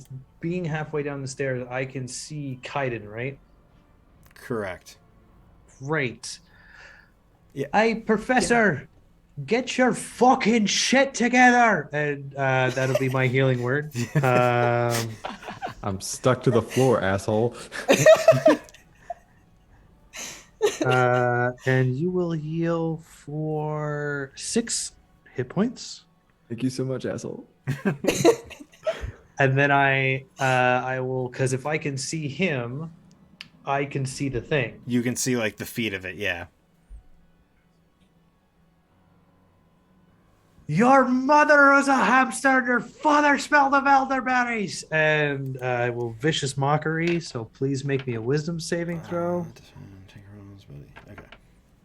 Okay. That's a okay, these are going into dice jail. That was a natural 1, so yeah, that's a fail. It's a big old fat fail. That'll be 2 psychic damage. Okay. And it has disadvantage. Well, it already has disadvantage on its melee attacks for some reason, but it has disadvantage on the next attack roll it makes. Okay. Awesome. And I will continue to run down the stairs. All right. You make it away. You make it all the way down to the bottom stairs, and then you have a little bit of leeway. With that, Eden, it is your turn. Question. Can I do that thing? Is that a possibility? I don't know. No, I don't think so. I think Dimension Door is the one that does that. Okay, I thought so. I think you're right. Yeah, let me double check. That is accurate. I'm pretty sure. I think I've tried to do something similar before. Yeah. Well, seeing Correct. Hale on a scale of 0 to full health, what number exactly would just kidding. Well, I'm pretty good now. I'm all right. there's a weird orange protection thing on Hale. Everybody is running. Eden's still very angry, so I'm gonna flip and see how she's going to respond, guys. It's not good. So she's still angry. And I'm going to cast Briar's Reach. So I roll attack for each one of those. How does a 20? Mm-hmm. And I have to look at my a 20 and a 13. A 20 and a 13 will just hit. Oh, okay, cool. So then those they both both hit. Yes, which is fun. So she's sitting there and this like her hand like splits open and these two vines jut out and launch at this thing. And I dropped one of my D4s on the floor, so that one's gone forever now, and I'll find it later the fun way. And they will take 12 a.m. 5. Yeah. That's funny. They're going to take 10 points of piercing damage, and then I need them to make a strength saving throw. 10 points of damage. As the vines wrap around it and begin to twist and tighten, how do you want to kill Haku? Sorry, my earphone. Oh, how do you want to kill Haku? Well, I don't want to. I want to like choke it out because like she did acknowledge that Hale was trying to not. So what she like is super angry. Yes, you have rules. We did discuss this earlier today, and you technically did not declare. I know, but that is true. I didn't do it before. Okay, you're right. There is someone who has spared the dime. Okay, so I will say two things. One, Renee is correct. You did not state. Yeah. However, I did give you a how do you want to kill it. So if you technically want to reflavor that to be how do you want to not kill it, but not get unconscious, then you can. If not, you do have a cleric with spare the dying, so that is fine. That is true. We have a cleric. We're fine. In which case, Eden, like, so these vines jut out and wrap around it. And like, as they like leave her hand, like Eden kind of flashes back to her normal self and it's just like kind of like a, oh crap, I didn't mean to do that. And these vines just wrap around and just pierce deep down into whatever physical thing there is. Oh, I forgot the 1d6. 3 points of necrotic damage. So as they 13. reap in, there's like this black energy that's also emanating from the hex that was placed on the creature. Right. And then Eden is just like, and as that necrotic energy and those thorns pierce into the body, the now almost amorphous full body of Haku, there's a quick like coalescence as everything like re-solidifies and the body of Haku comes together as they begin. The jaw kind of comes back, slams back, and relocates, screaming as out of its mouth just sloughs a red goop that as soon as it hits the ground just kind of does the and dissipates. Haku falls to the ground, bleeding out from the multiple thorny wounds that are on them. And as we sit there, combat now over, we're going to go on a quick break. All right. Everybody who's watching, please put barefoot undercased in the chat for your chance to win one of these beautiful Umbral Oculus dice. If anybody's keeping track, that's 2 battles now. I've almost died in both, and I haven't hit anything yet. I have not hit one thing. Well, that's what you get for trying to be our tank as a wizard. That's right. But with that, we're going to go on a quick break. We'll be right back, maybe about 5 to 10 minutes, and we'll catch you in a few. what's the wizard? All right, welcome back. Thank you. Welcome back. All right. So, Eden, you just finished eviscerating Haku. Yeah. This puddle now slowly dissipating, going through the floorboards, seeping into the wood at Haku's feet. Blood now kind of intermingling with it. The rest of you all standing in shock and awe, or whatever you guys are feeling at this moment. What would you all like to do? Somebody, help, Aaron, where did you go off to? Finn.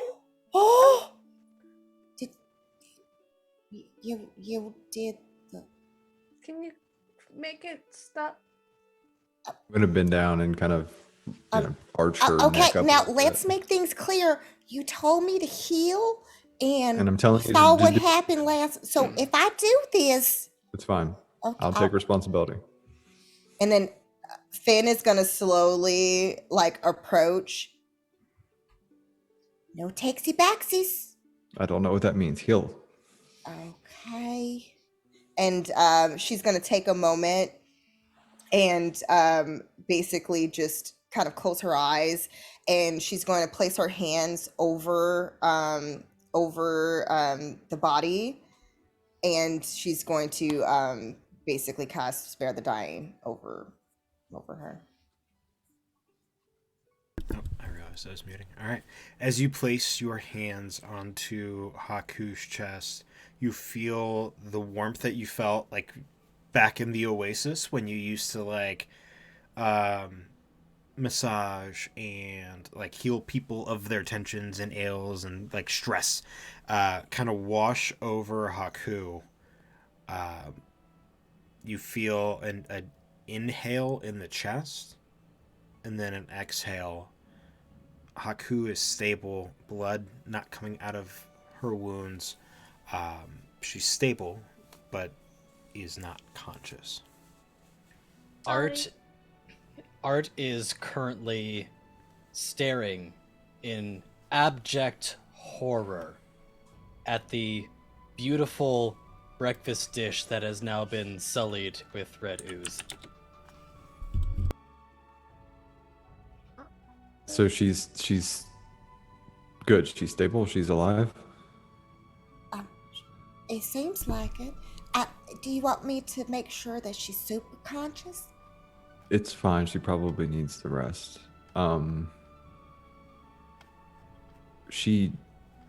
It tried to talk to me before it transformed into that.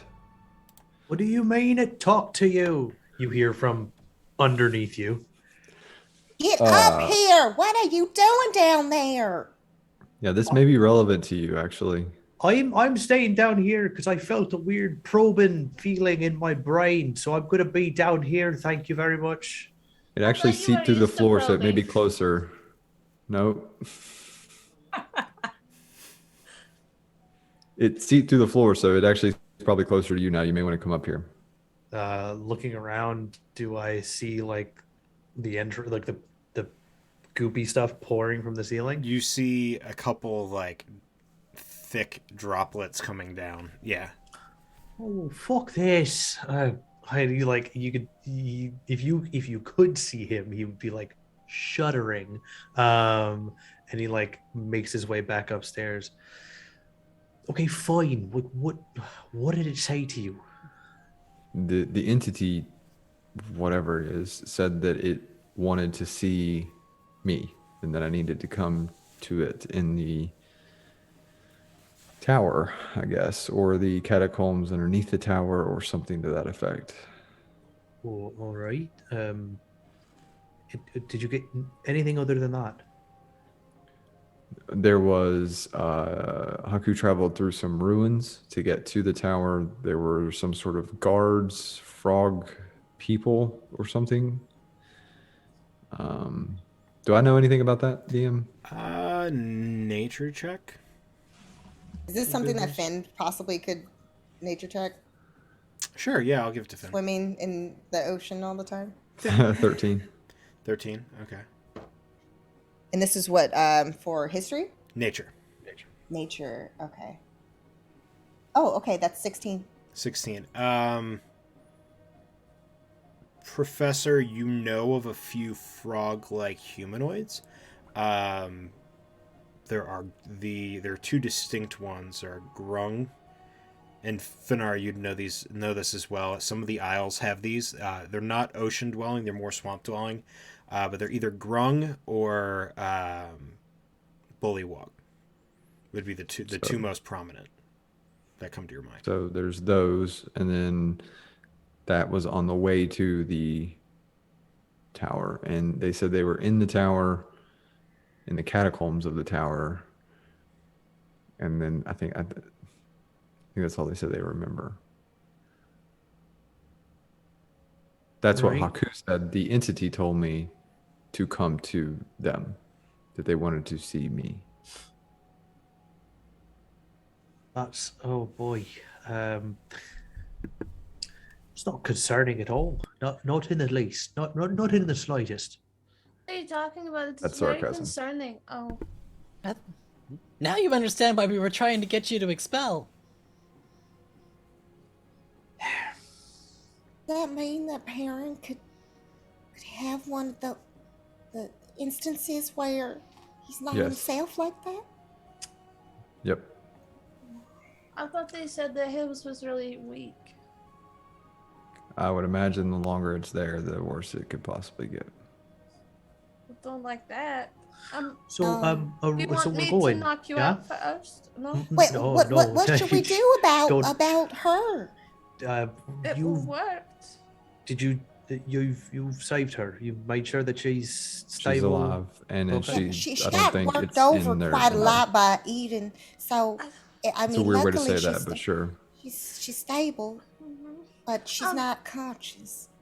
Before we go though, you guys were all cooking, and I made that stuff again, and I really think that Cookie needs to drink this, or they're probably gonna die. And she hands him like the little right. silver cup. It's like this pale green liquid, and there's like little like black chunkies in there, and it's kind of bubbling. I put chocolate in it because it made it taste better. Sure, yeah. It worked last time, sure. It just tastes like mint chocolate chip. Literally, she just makes it taste like mint chocolate chip ice cream. 6 And- temporary hit points? This is Druid level. Yeah, so this is. Let me double check here. So that would be. Oh yeah, 6 because wisdom modifier. I was thinking proficiency bonus. So yeah, so 6 temporary hit points. Okay. I have one It more. does feel better, actually. Does anybody else want it? Or should I drink it? It basically gives you some pep, and you roll 1d4 better when you're trying to do stuff. You happen until to that be, goes away. You happen to be in the faces of everyone more often than we are. So maybe you should drink it. You should probably have it since, well, this is kind of ruined. I'm At least you sorry, can have something to Art. eat. She It makes you feel any better, Art. I wasn't going to eat it.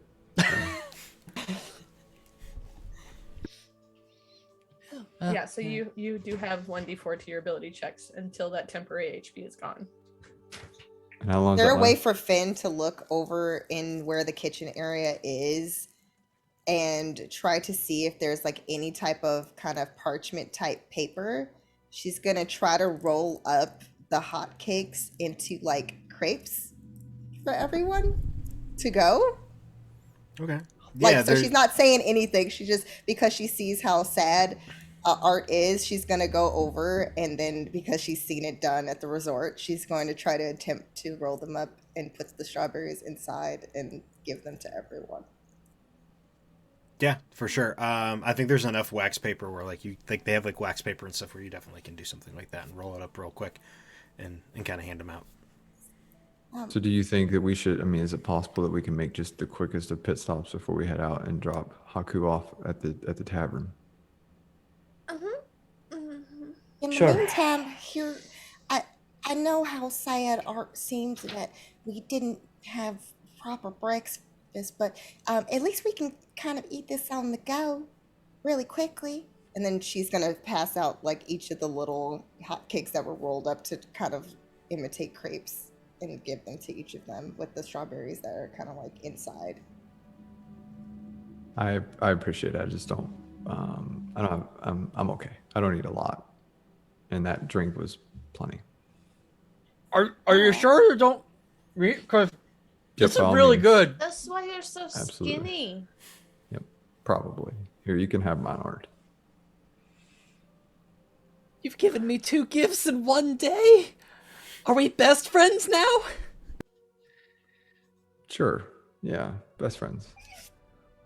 And Art is going to happily accept the gift of the second grape and start happily munching on it and like skipping.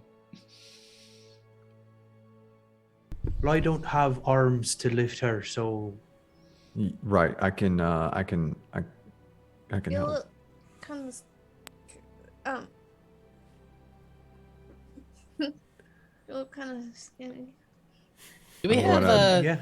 Attempt to pick her up.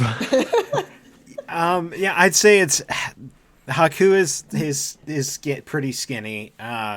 She's Sweet. muscular, but she doesn't weigh a whole lot. So I'd say you struggle a little, but you're able to carry. I mean, for the most part, people can carry people. Yeah. I mean, unless If you not, have Eden like was gonna like assist a little bit without making a big deal out of it. Just Wait, kinda actually, I forgot you smile. guys all have really shitty strength. Yeah, that's why none of us jumped to carrying this woman. Yeah, I mean, I think a strength of 8 could carry a woman. Okay, I'm just saying, like a Excuse tiny you? little woman, a tiny little woman. He described her as small, so I think that's Lithe and muscular. Like, Yes, Art. Again. do I recall in this building that we stayed in if there was anything resembling a cart around? There was There a you go. cart. Oh, there is. There was a Yeah, cart, there and was there was something. a small wagon in the stable. Yep. Work smarter, not harder. Yeah, guys. hang on. I got this. And Art's gonna run out to the stable and grab the cart. All right. It's like an actual cart that you'd like hitch up to a horse. There is, Art you know is what? going You know to what? I will give it to you. excitedly There's try to also move the a wheelbarrow. I will give you a wheelbarrow. Fuck it. I don't We care. have we have a horse. We have a horse. I can be a horse. There is a horse there. Yes. If you really wanted to hook up the horse to the wagon and take the wagon, you could. Art is going to look at the wheelbarrow, think it's too small, and therefore attempt to move the wagon. Well, let's do the wagon that way. And then we can ride it out to at least the outskirts of town. You're gonna break your back if you do that. So Perrin's gonna go over to the horse that we have downstairs and go, okay, all right, now you just need to relax and everything is going to be all right. And I would like to cast friends on the horse. Yeah, go ahead and make a. I'll give you. Normally it's charisma checks. However, because you're using it this way, and I like what you're doing, go ahead and take advantage on your animal handling check. Sure, yeah, why not? That will be a 20 total. Oh, there you go. Yeah, no problem. You're able to get all of the gear that's required onto the horse, get them hooked up to the cart, open up the barn doors to take the cart out into the main thoroughfare. Who's going to be driving? That'll be the big question. Eden's just gonna hop up there next to Kaiden, and she's holding one of the reins because she thinks it takes 2 people. Oh, can I drive? No. All right.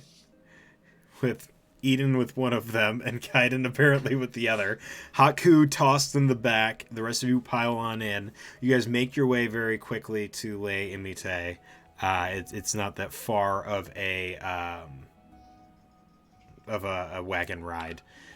Is there anything in the back of the wagon since I was rejected from the front? No. Like anything loose that I might be able to grab? No. The wagon was empty. It's at the time that you guys had found it. Okay. So it's just tossing Haku and going. So I'm just going to. I'll drop her off. I'll explain it to the to Kaya, and then I'll be right back, and we'll head on our way. Okay. And that's what I'm Cagnan, gonna I can't do this without you. Get over here and get the other one.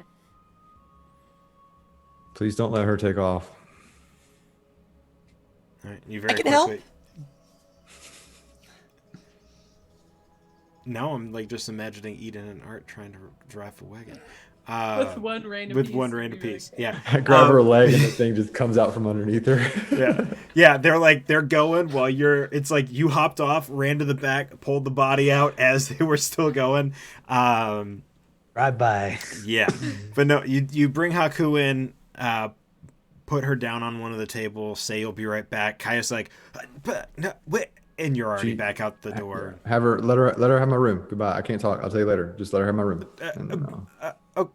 And you're out the door, back in the wagon, making your way out of or out toward the main gates of Swaygut. Now, Swaygut isn't like your traditional town where there's a giant wall that goes all the way around the city. It's built on the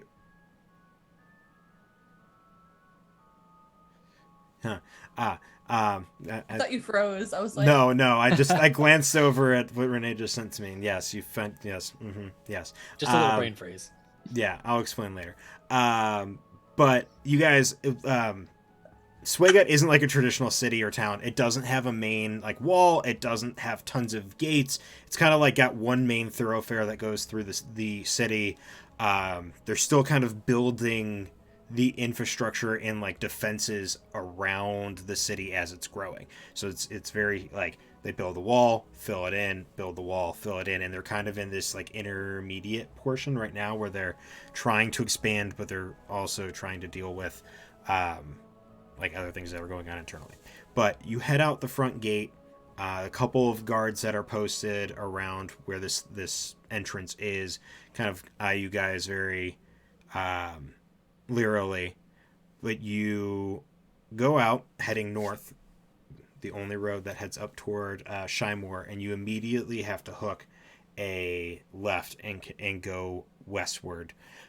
You travel for about maybe 30 minutes. The gates or the walls, the makeshift walls and the city in the far distance, the swamp kind of stretching out before you see another set of like semi-wooden palisades backed with stone walls, most of them crumbled and falling and deteriorating.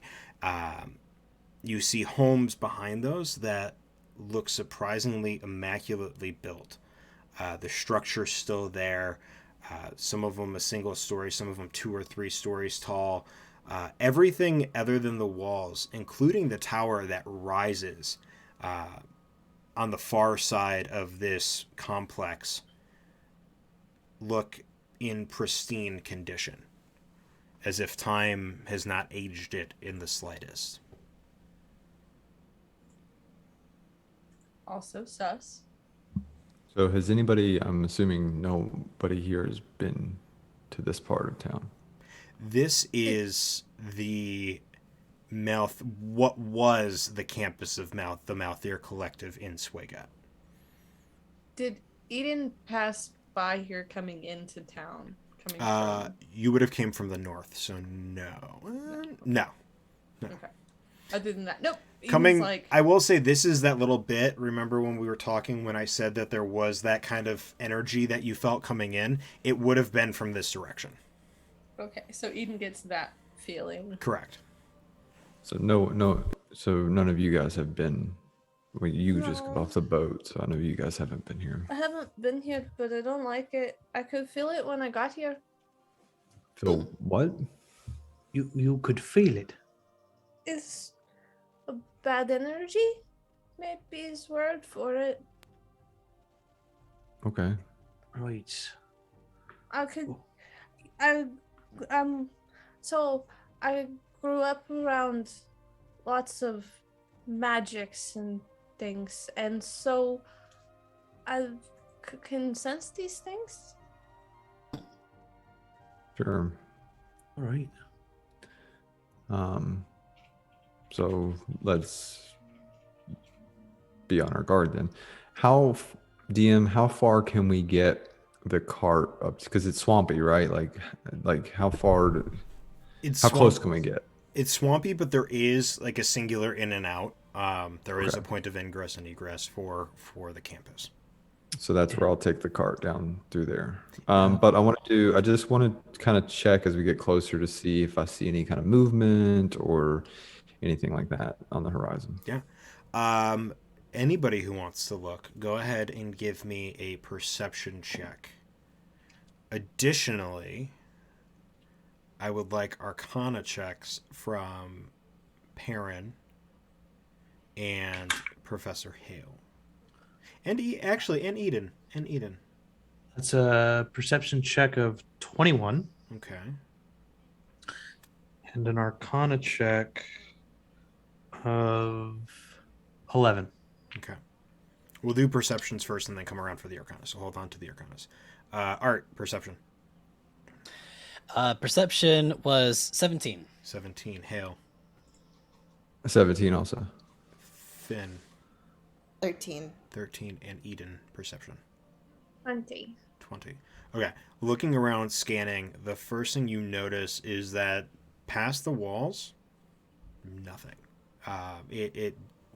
There's no movement. There's no sound. Like, you're not even... There are a handful of trees in, like, the main kind of courtyard-looking areas, or even in the backyards of some of the homes, but not even birds on them, not even, like, the rustling of wind through them or the shifting of the wind through them. Everything is still and utterly silent. Arcana check for Perrin was a 13, you said? Or 17? 11. 11 for Hale.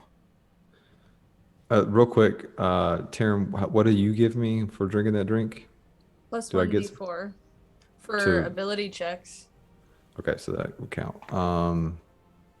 So altogether it would be 11, 12, 14. 14. And Eden. Well, I rolled a 19, added 3 for my 1d4, so that's a 22 plus 5, so that's a 27. Okay. Perrin, you get nothing. Hale, you're starting to, as you're making your way into town, or not into town, but like toward the wall, you're starting to pick up on some sort of magical aura, kind of it just emanating from this place. Eden, this magical aura is pretty familiar. This feels very, very close to home. This feels very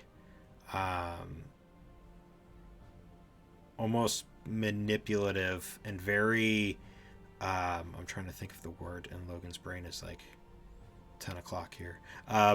It's very like fake but real would be the best way to describe it. Illusory? Illusory, there we go. I don't want to give her the word illusory because I don't know if Eden knows the word illusory, but illusory. Yeah, Taryn does. Taryn does. Are you okay? It feels like home in kind of way. This isn't real. There's something wrong. It's real, No, and it. I'm looking at it. It's, I know, but remember when I tell you like you think it's real, but it's like it only looks real and feels real, but it's not. There's like a lie magic. It's I don't trust it. You shouldn't trust it. I'm inclined to believe her, Kaiden. Doesn't appear like she's telling any type of lie. No, I don't think she's lying either. Bad magic in there. Well, The- there's one way to find out. Art's gonna take his frying pan and throw it at the supposedly fake whatever it is. Okay. Go ahead and just give me an attack roll. I don't think the location's fake. 22. 22. As it goes flying toward where this road is going to pass the broken down wall, your skillet, your frying pan disappears. 3, 4, 5, comes flying back through that point and back to your hand. Right, so Fascinating. the location, not real. Yep, totally. That, Location's real. There's just an illusion around it. Mm-hmm. was that.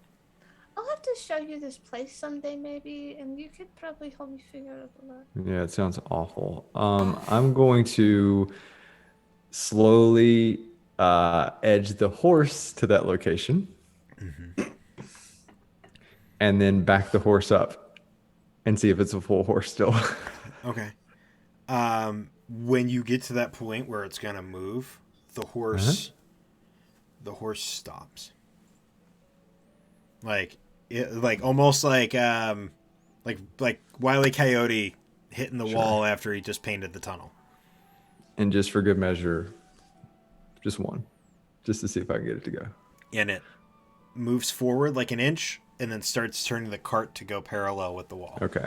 All right. So Yeah, I'm starting to believe that Miss Eden is really on to something. This is definitely something's weird going on.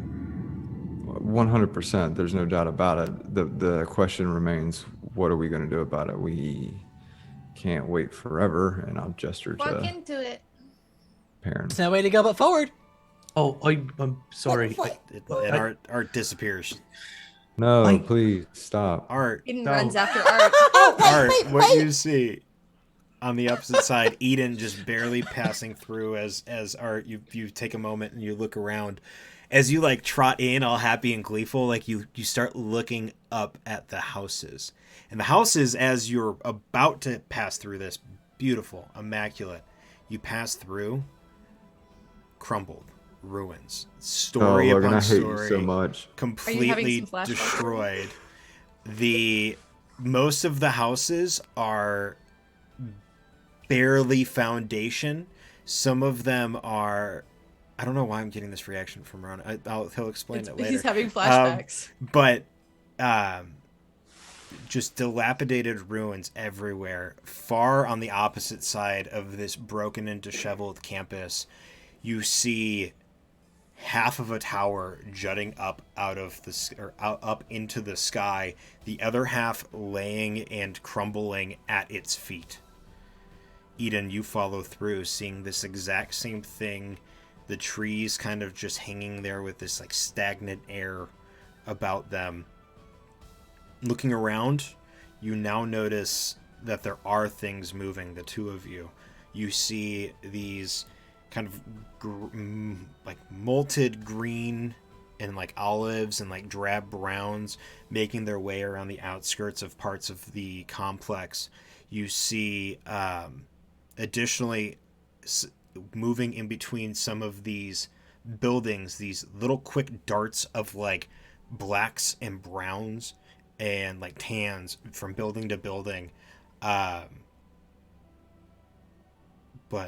as you stare and you look around, I'm just gonna let you react. That's fine. The rest of you can come up when you will. This is what happened last time when I woke up from my home. It's okay. We're gonna be okay. And I got you. You'll be okay. They will not hurt you or us or anyone. What? We should not be loud. Should we back up? Let's go back and get the others. Yeah. That might be a good plan. And as they're backing up, Eden grows her thumbnail a little bit and takes one of her braids and just slices it off and hands it to Art. Here, hold on to this for a while. And just in case you're wondering, that's an eerie token from my Hexblood lineage. I can communicate with you telepathically. So Okay, in 'cause, you know, Art's yeah, in Art's you head. just handed me your hair. I'm like, Yeah. what? Yeah, in Art's head, you just hear, okay, so when you're holding this thing and you have it, I can talk to you now and not have to be there. Oh, As they're back away. that's cool. You don't have to hold it up to your face. Oh, sorry. Just put it in your pocket. Oh. Which one? You have like 50, it doesn't matter. As like Eden's already turning to walk back out of the like. Yeah, Art's walking backwards, fumbling to try to find a pocket to put the hair in, cast iron in the other hands. Perrin I turns mean, it's to a braid. You know, it's together. Perrin turns to Kaiden. You know, they're very impressionable. We have to be careful about just letting them go. As they come stumbling Yeah, out. next after that. time. Next time. Hey, look, they're back. Eden is jogging back. Okay, so I was right. Everything is actually evil in there. Maybe it's a lie. Fake and evil. I don't I don't know if it's necessarily evil, mean but it's all a lie. It's all broken and ugly. It's like when I woke up. Sure. And I gave Art a gift so I can talk to his face and him head. Yeah, Just it's So- glad that you guys can are talk to each other. alright.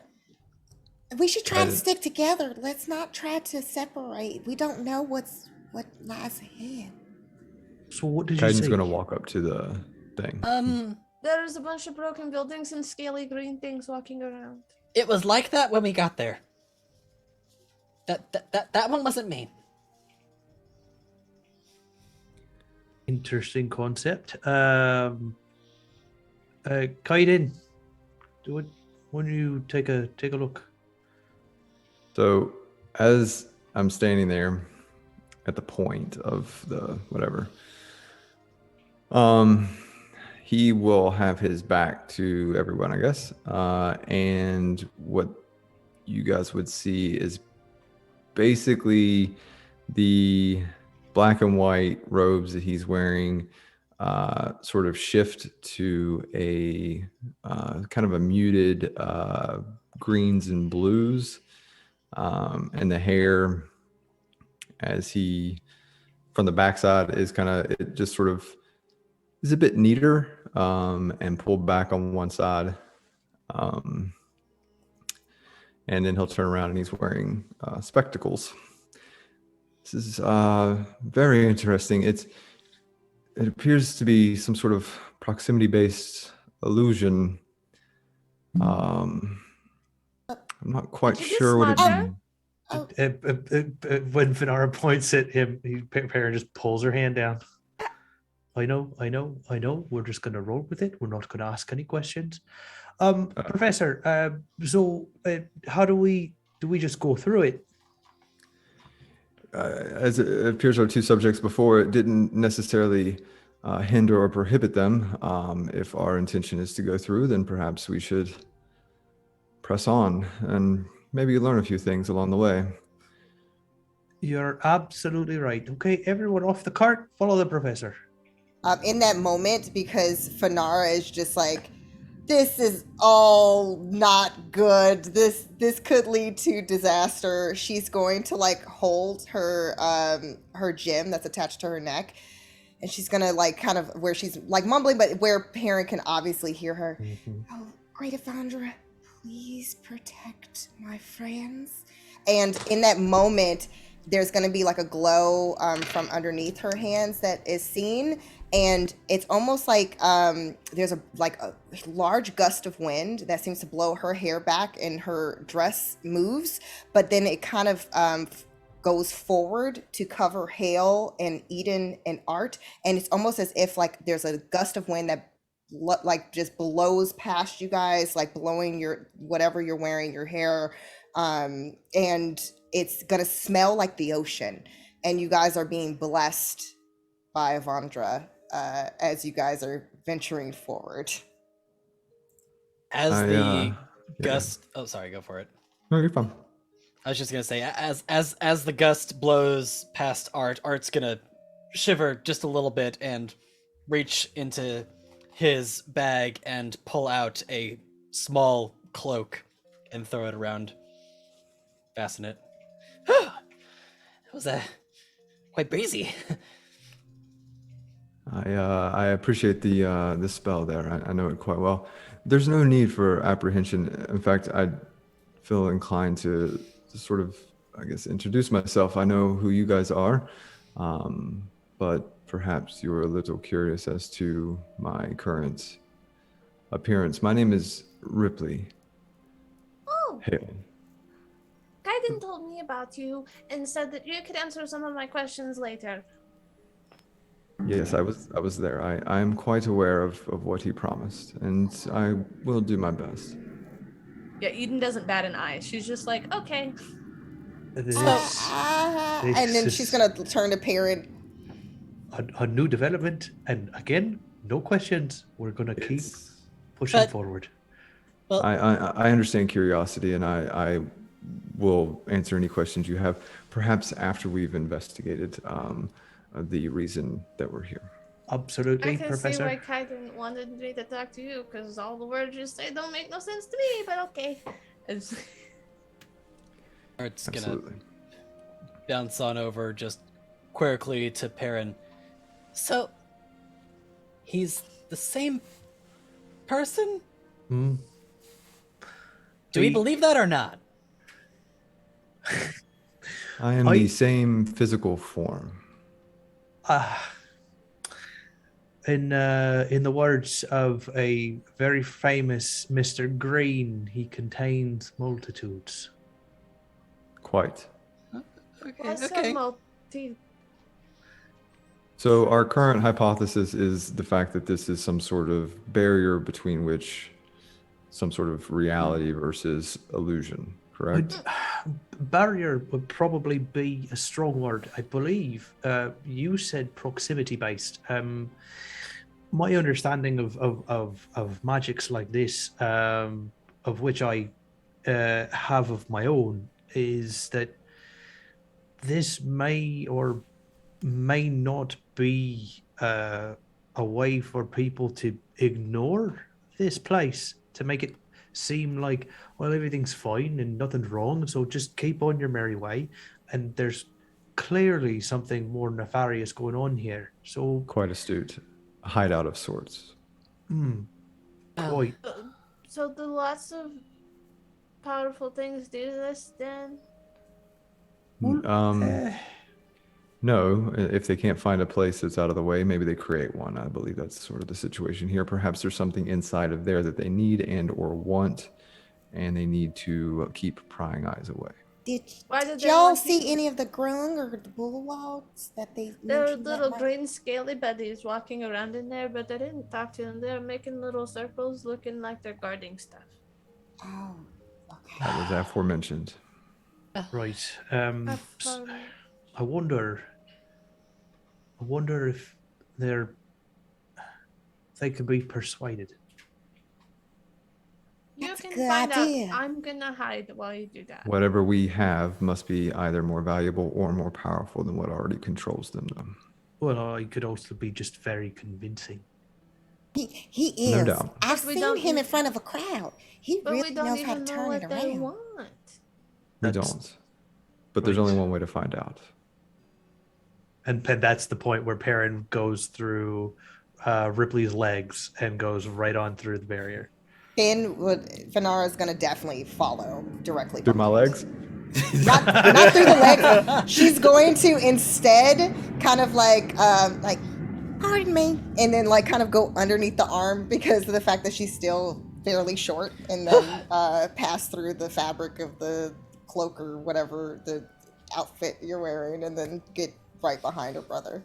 These crows are really weird sounding. As he just passes through.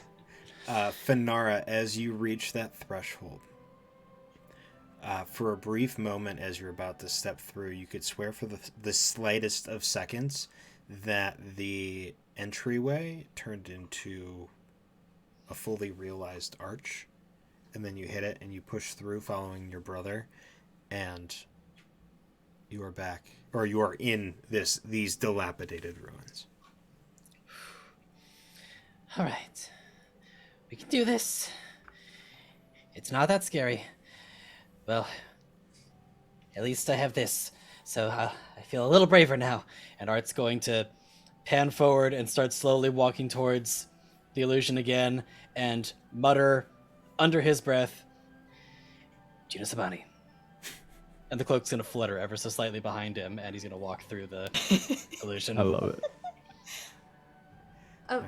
When Eden's in there, so it's not just like sensing an illusion. Does it feel like a familiar source? Like, does it feel of that realm, or is it just feel illusory?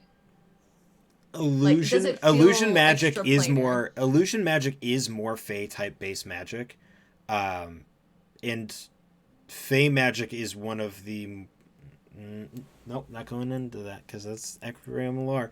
That's Ecriom lore I cannot get into. But yes, it feels Fey like. It's not you can't tell if it's Fey origin, but it feels Fey like. I'll give you that. Like, it's Yeah. not the same, but it feels familiar. Correct. So before Ripley goes in, I will walk down, pat the horse, Kaiden's an ass. Apologies on his behalf. And I'll continue down about 10 feet and then kind of go in. I want to make sure I'm going in at a different point than they are Okay. to test something. Noted. You go in, you pass through. Same effect. You step over this mound of rubble, and you're like face to face with the side of one of the buildings, maybe about 5 feet in Interesting. front of you. You don't get popped Okay, I'll out just in a walk. different spot. It just that building just happened to be right there. I'll just walk around and join them. This is remarkable. It's powerful.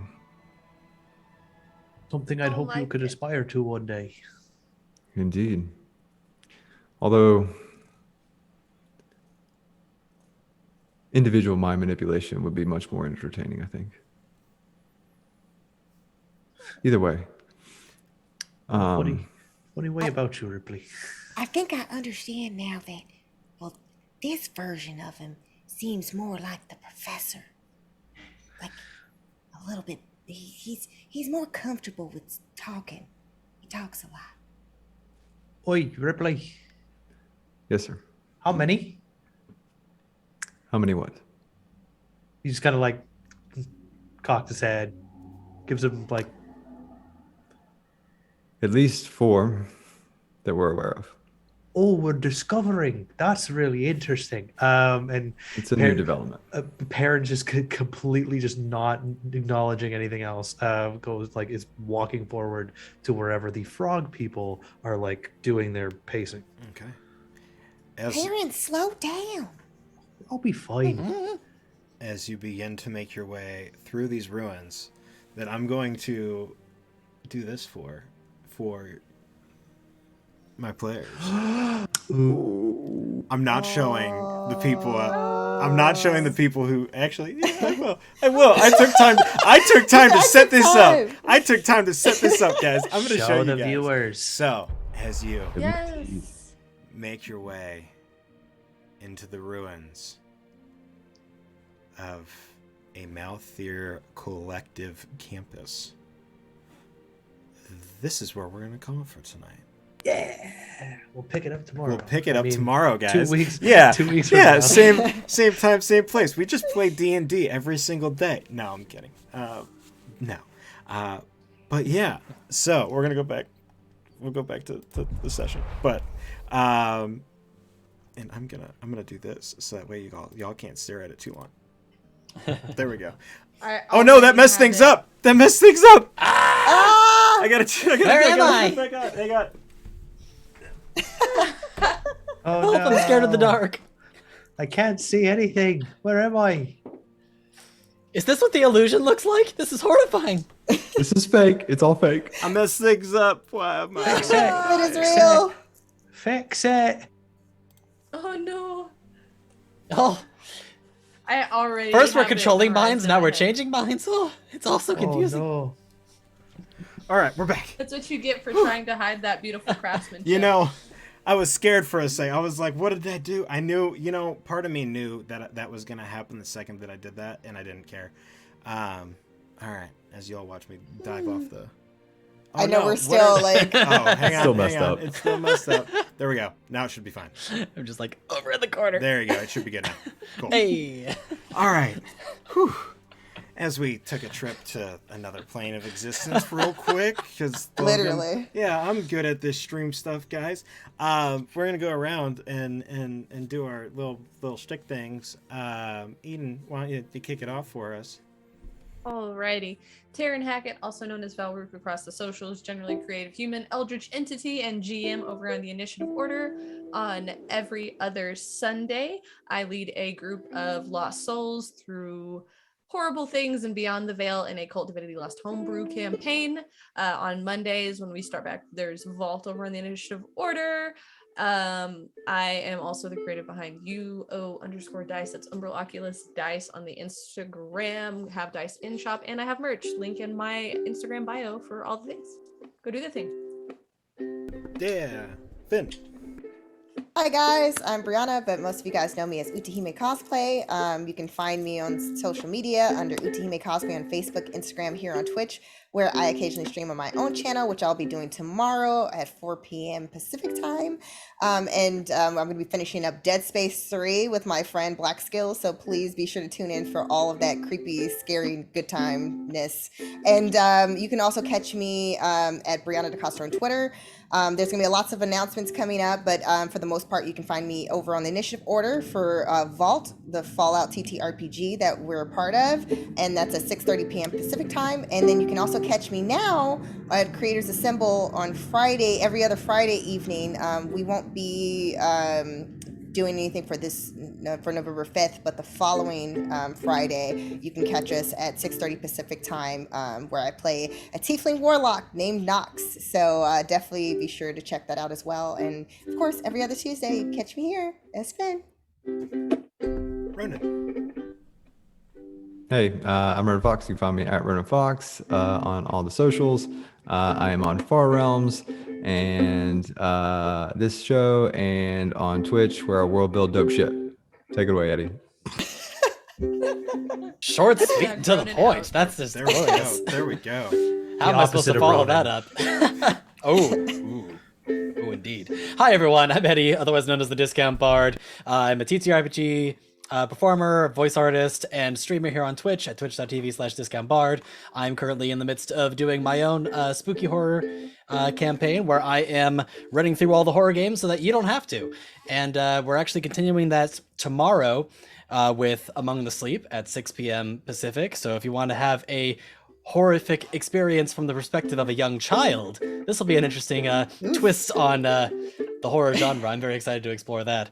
Otherwise, you can check me out on all the various social media at Discount Bard, where you can follow all of my shenanigans and craziness that I'm up to. And I'm Renee Beauregard. I'm one half of Dragon Rock RPG Design, and me and my friend Daniel Lieberman, we make 5e things for D&D. And you can find our stuff on DM's Guild by searching all of the lovely things we do by our name, Dragon Rock RPG Design.